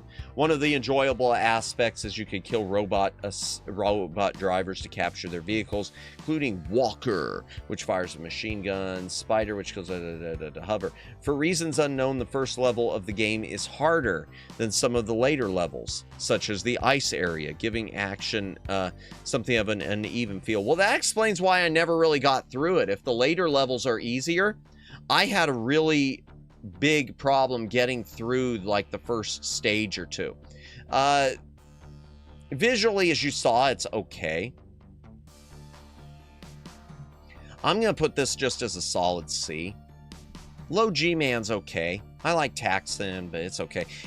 You know what? That's a good place for us to stop right there with the M's. So next time, chat, we'll be starting with the McDonald's game, McKids, which is a game that I'm going to tell you right now, before I put this on a tier list, the weak link of this is the lack of game saving, because McKids is a huge game, and it is, in my opinion, the NES, the closest NES would ever get to Super Mario World, and it came from a McDonald's game. But the lack of game, there's so much to explore. So much to explore, and the lack of game save because of that ruins a lot of the enjoyability. It's one of those things you kind of have to play emulated just so that you can do everything. Like finding all the I'll come back to it next time. I'm talking too much about it. But here we go, chat. These are the games tonight. The ones we added to the S tier were Kirby's Adventure. The ones we added to the A tier were Jackie Chan's Action Kung Fu, Kickle Cubicle, King's Quest V, Legend of Zelda, Little Nemo the Dream Master, and Lone Ranger. The ones we added to B were Ice Climber, Immortal, Iron Tank, Jackal, Kabuki Quantum Fighter, Kiwi Craze, Legendary Wings, and Little Mermaid. The ones we added to C were, and we moved some stuff around too. We moved Dino Riki down to C.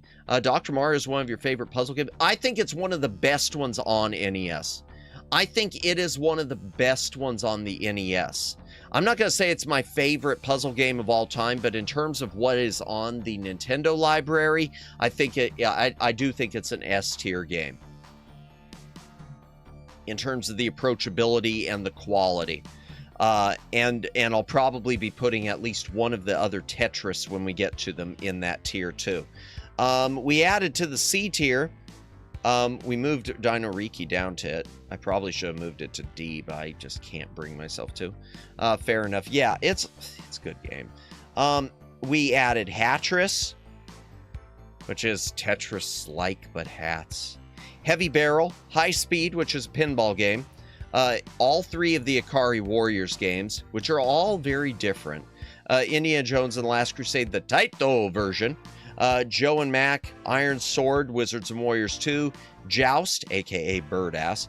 Kid Icarus, Kid Nicky, Radical Ninja. Clax, Krusty's Funhouse. Kung Fu, aka Kung Fu Master. Kung Fu Heroes, Legacy of the Wizard. Linus, Spacehead's Cosmic Crusade. Low G-Man. To D, we moved 8 Eyes down to D, because I started thinking about that one.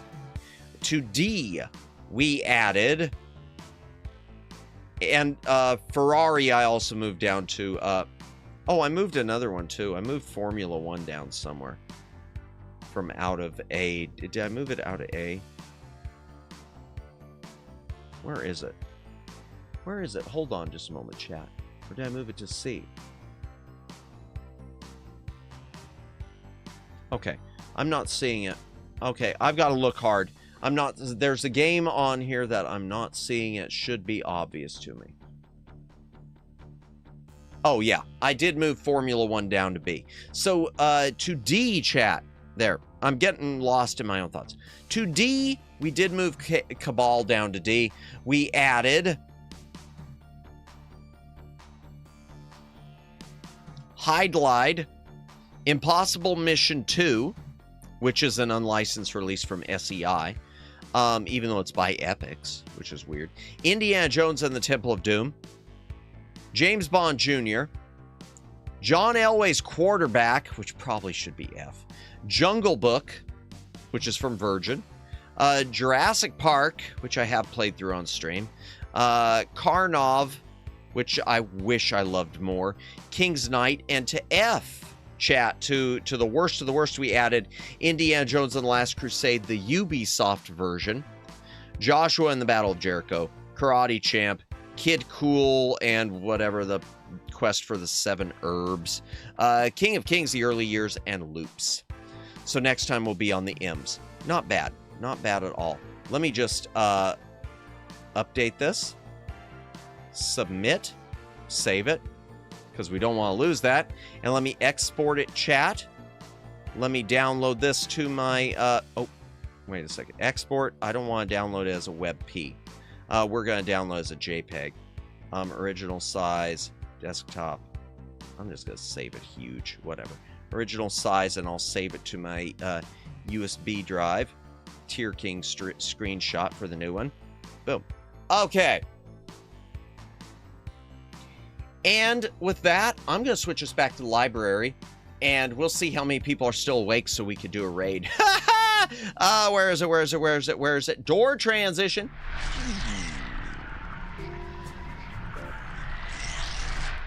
Yay! So we still didn't finish. Not even close. Not even close, chat. Not even close. Ah, yeah. But we did finish Wednesday because it's now... Wait. Yeah, it's technically now Thursday for me, so we did finish Wednesday. Oh, I'm losing track of things.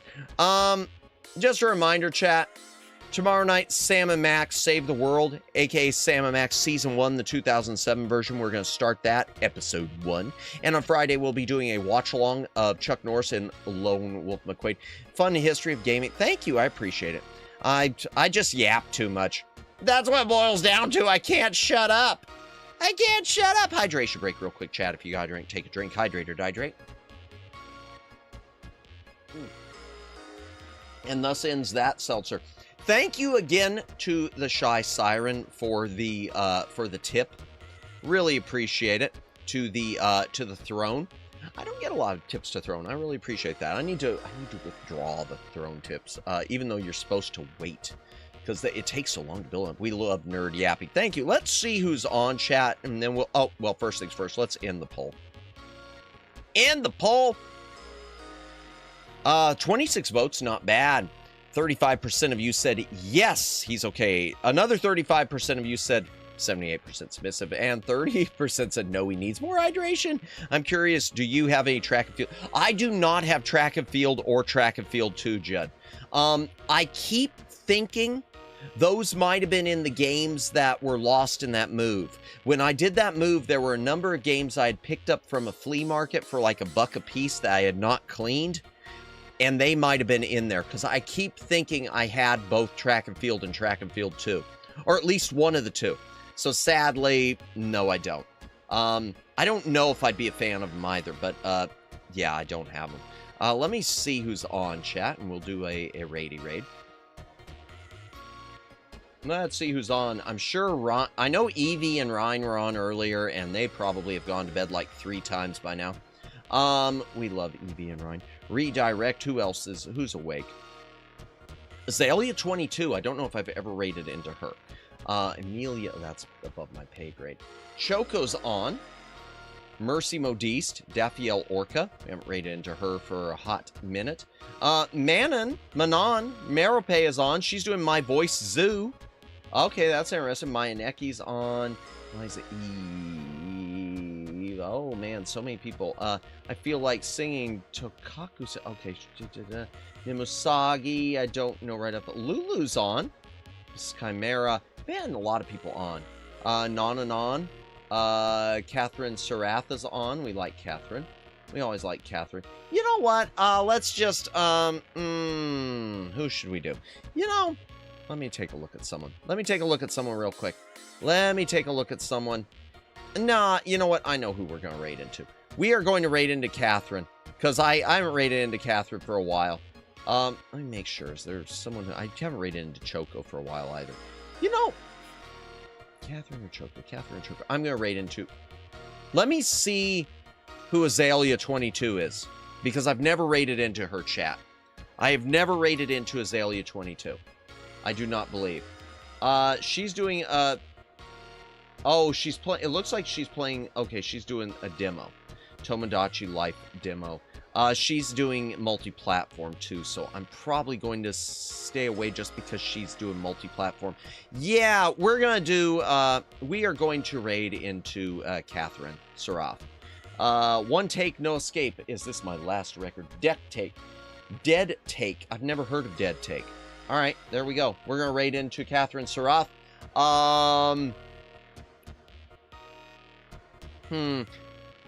Alright. What do we wanna do the raid message? A simple one. Super Deluxe. I can't think tonight. I don't want to do yeah, Super Deluxe,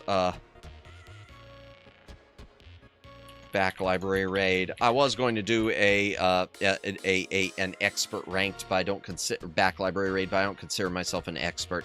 Super Deluxe back library raid. Let's I gotta type raid. There we go. Boom. Okay, there's your raid message, chat. So for those of you who are still awake, we are going to do a raid into Catherine. We've raided her before. So thank you everyone for watching tonight. First and foremost, thank you again, the Shy Siren, for the tip. Thank you, Seraphist. Thank you, Judd. Thank you, Sammy. Thank you, Omegs. Thank you, Luciano. Thank you, Jennifer. Thank you, I know, Neko was here. Thank you, Daylin. Thank you, Alex. Thank you, Suave Pigeon. And, oh, there were other people. I know there were other people. There had to. Twin Opinion was here. And Mahese. And Seraphist is still here. Oh, bless you both. Thank you both for hanging out. Get some rest. I know it's different time zone for you, but get some rest. By the way, when do you stream again, Siren? Let me take a look. Let me take a look. I forgot to check that. And be sure to check out Siren's new cover. It is really something special there. Okay, you raid again. Oh, today. Wow, just a few hours from now. I mean, a lot of hours, like over 12 hours, but you are streaming. Okay, Sakuna of Rice and Ruin Part 2. Nice and nice. Alrighty, well, something to look forward to at 4 p.m. Eastern Daylight Time. Adjust that to your own time zones. Thank you for the stream. Have a good night. Thank you, everyone, for watching. Lurkers, thank you for lurking.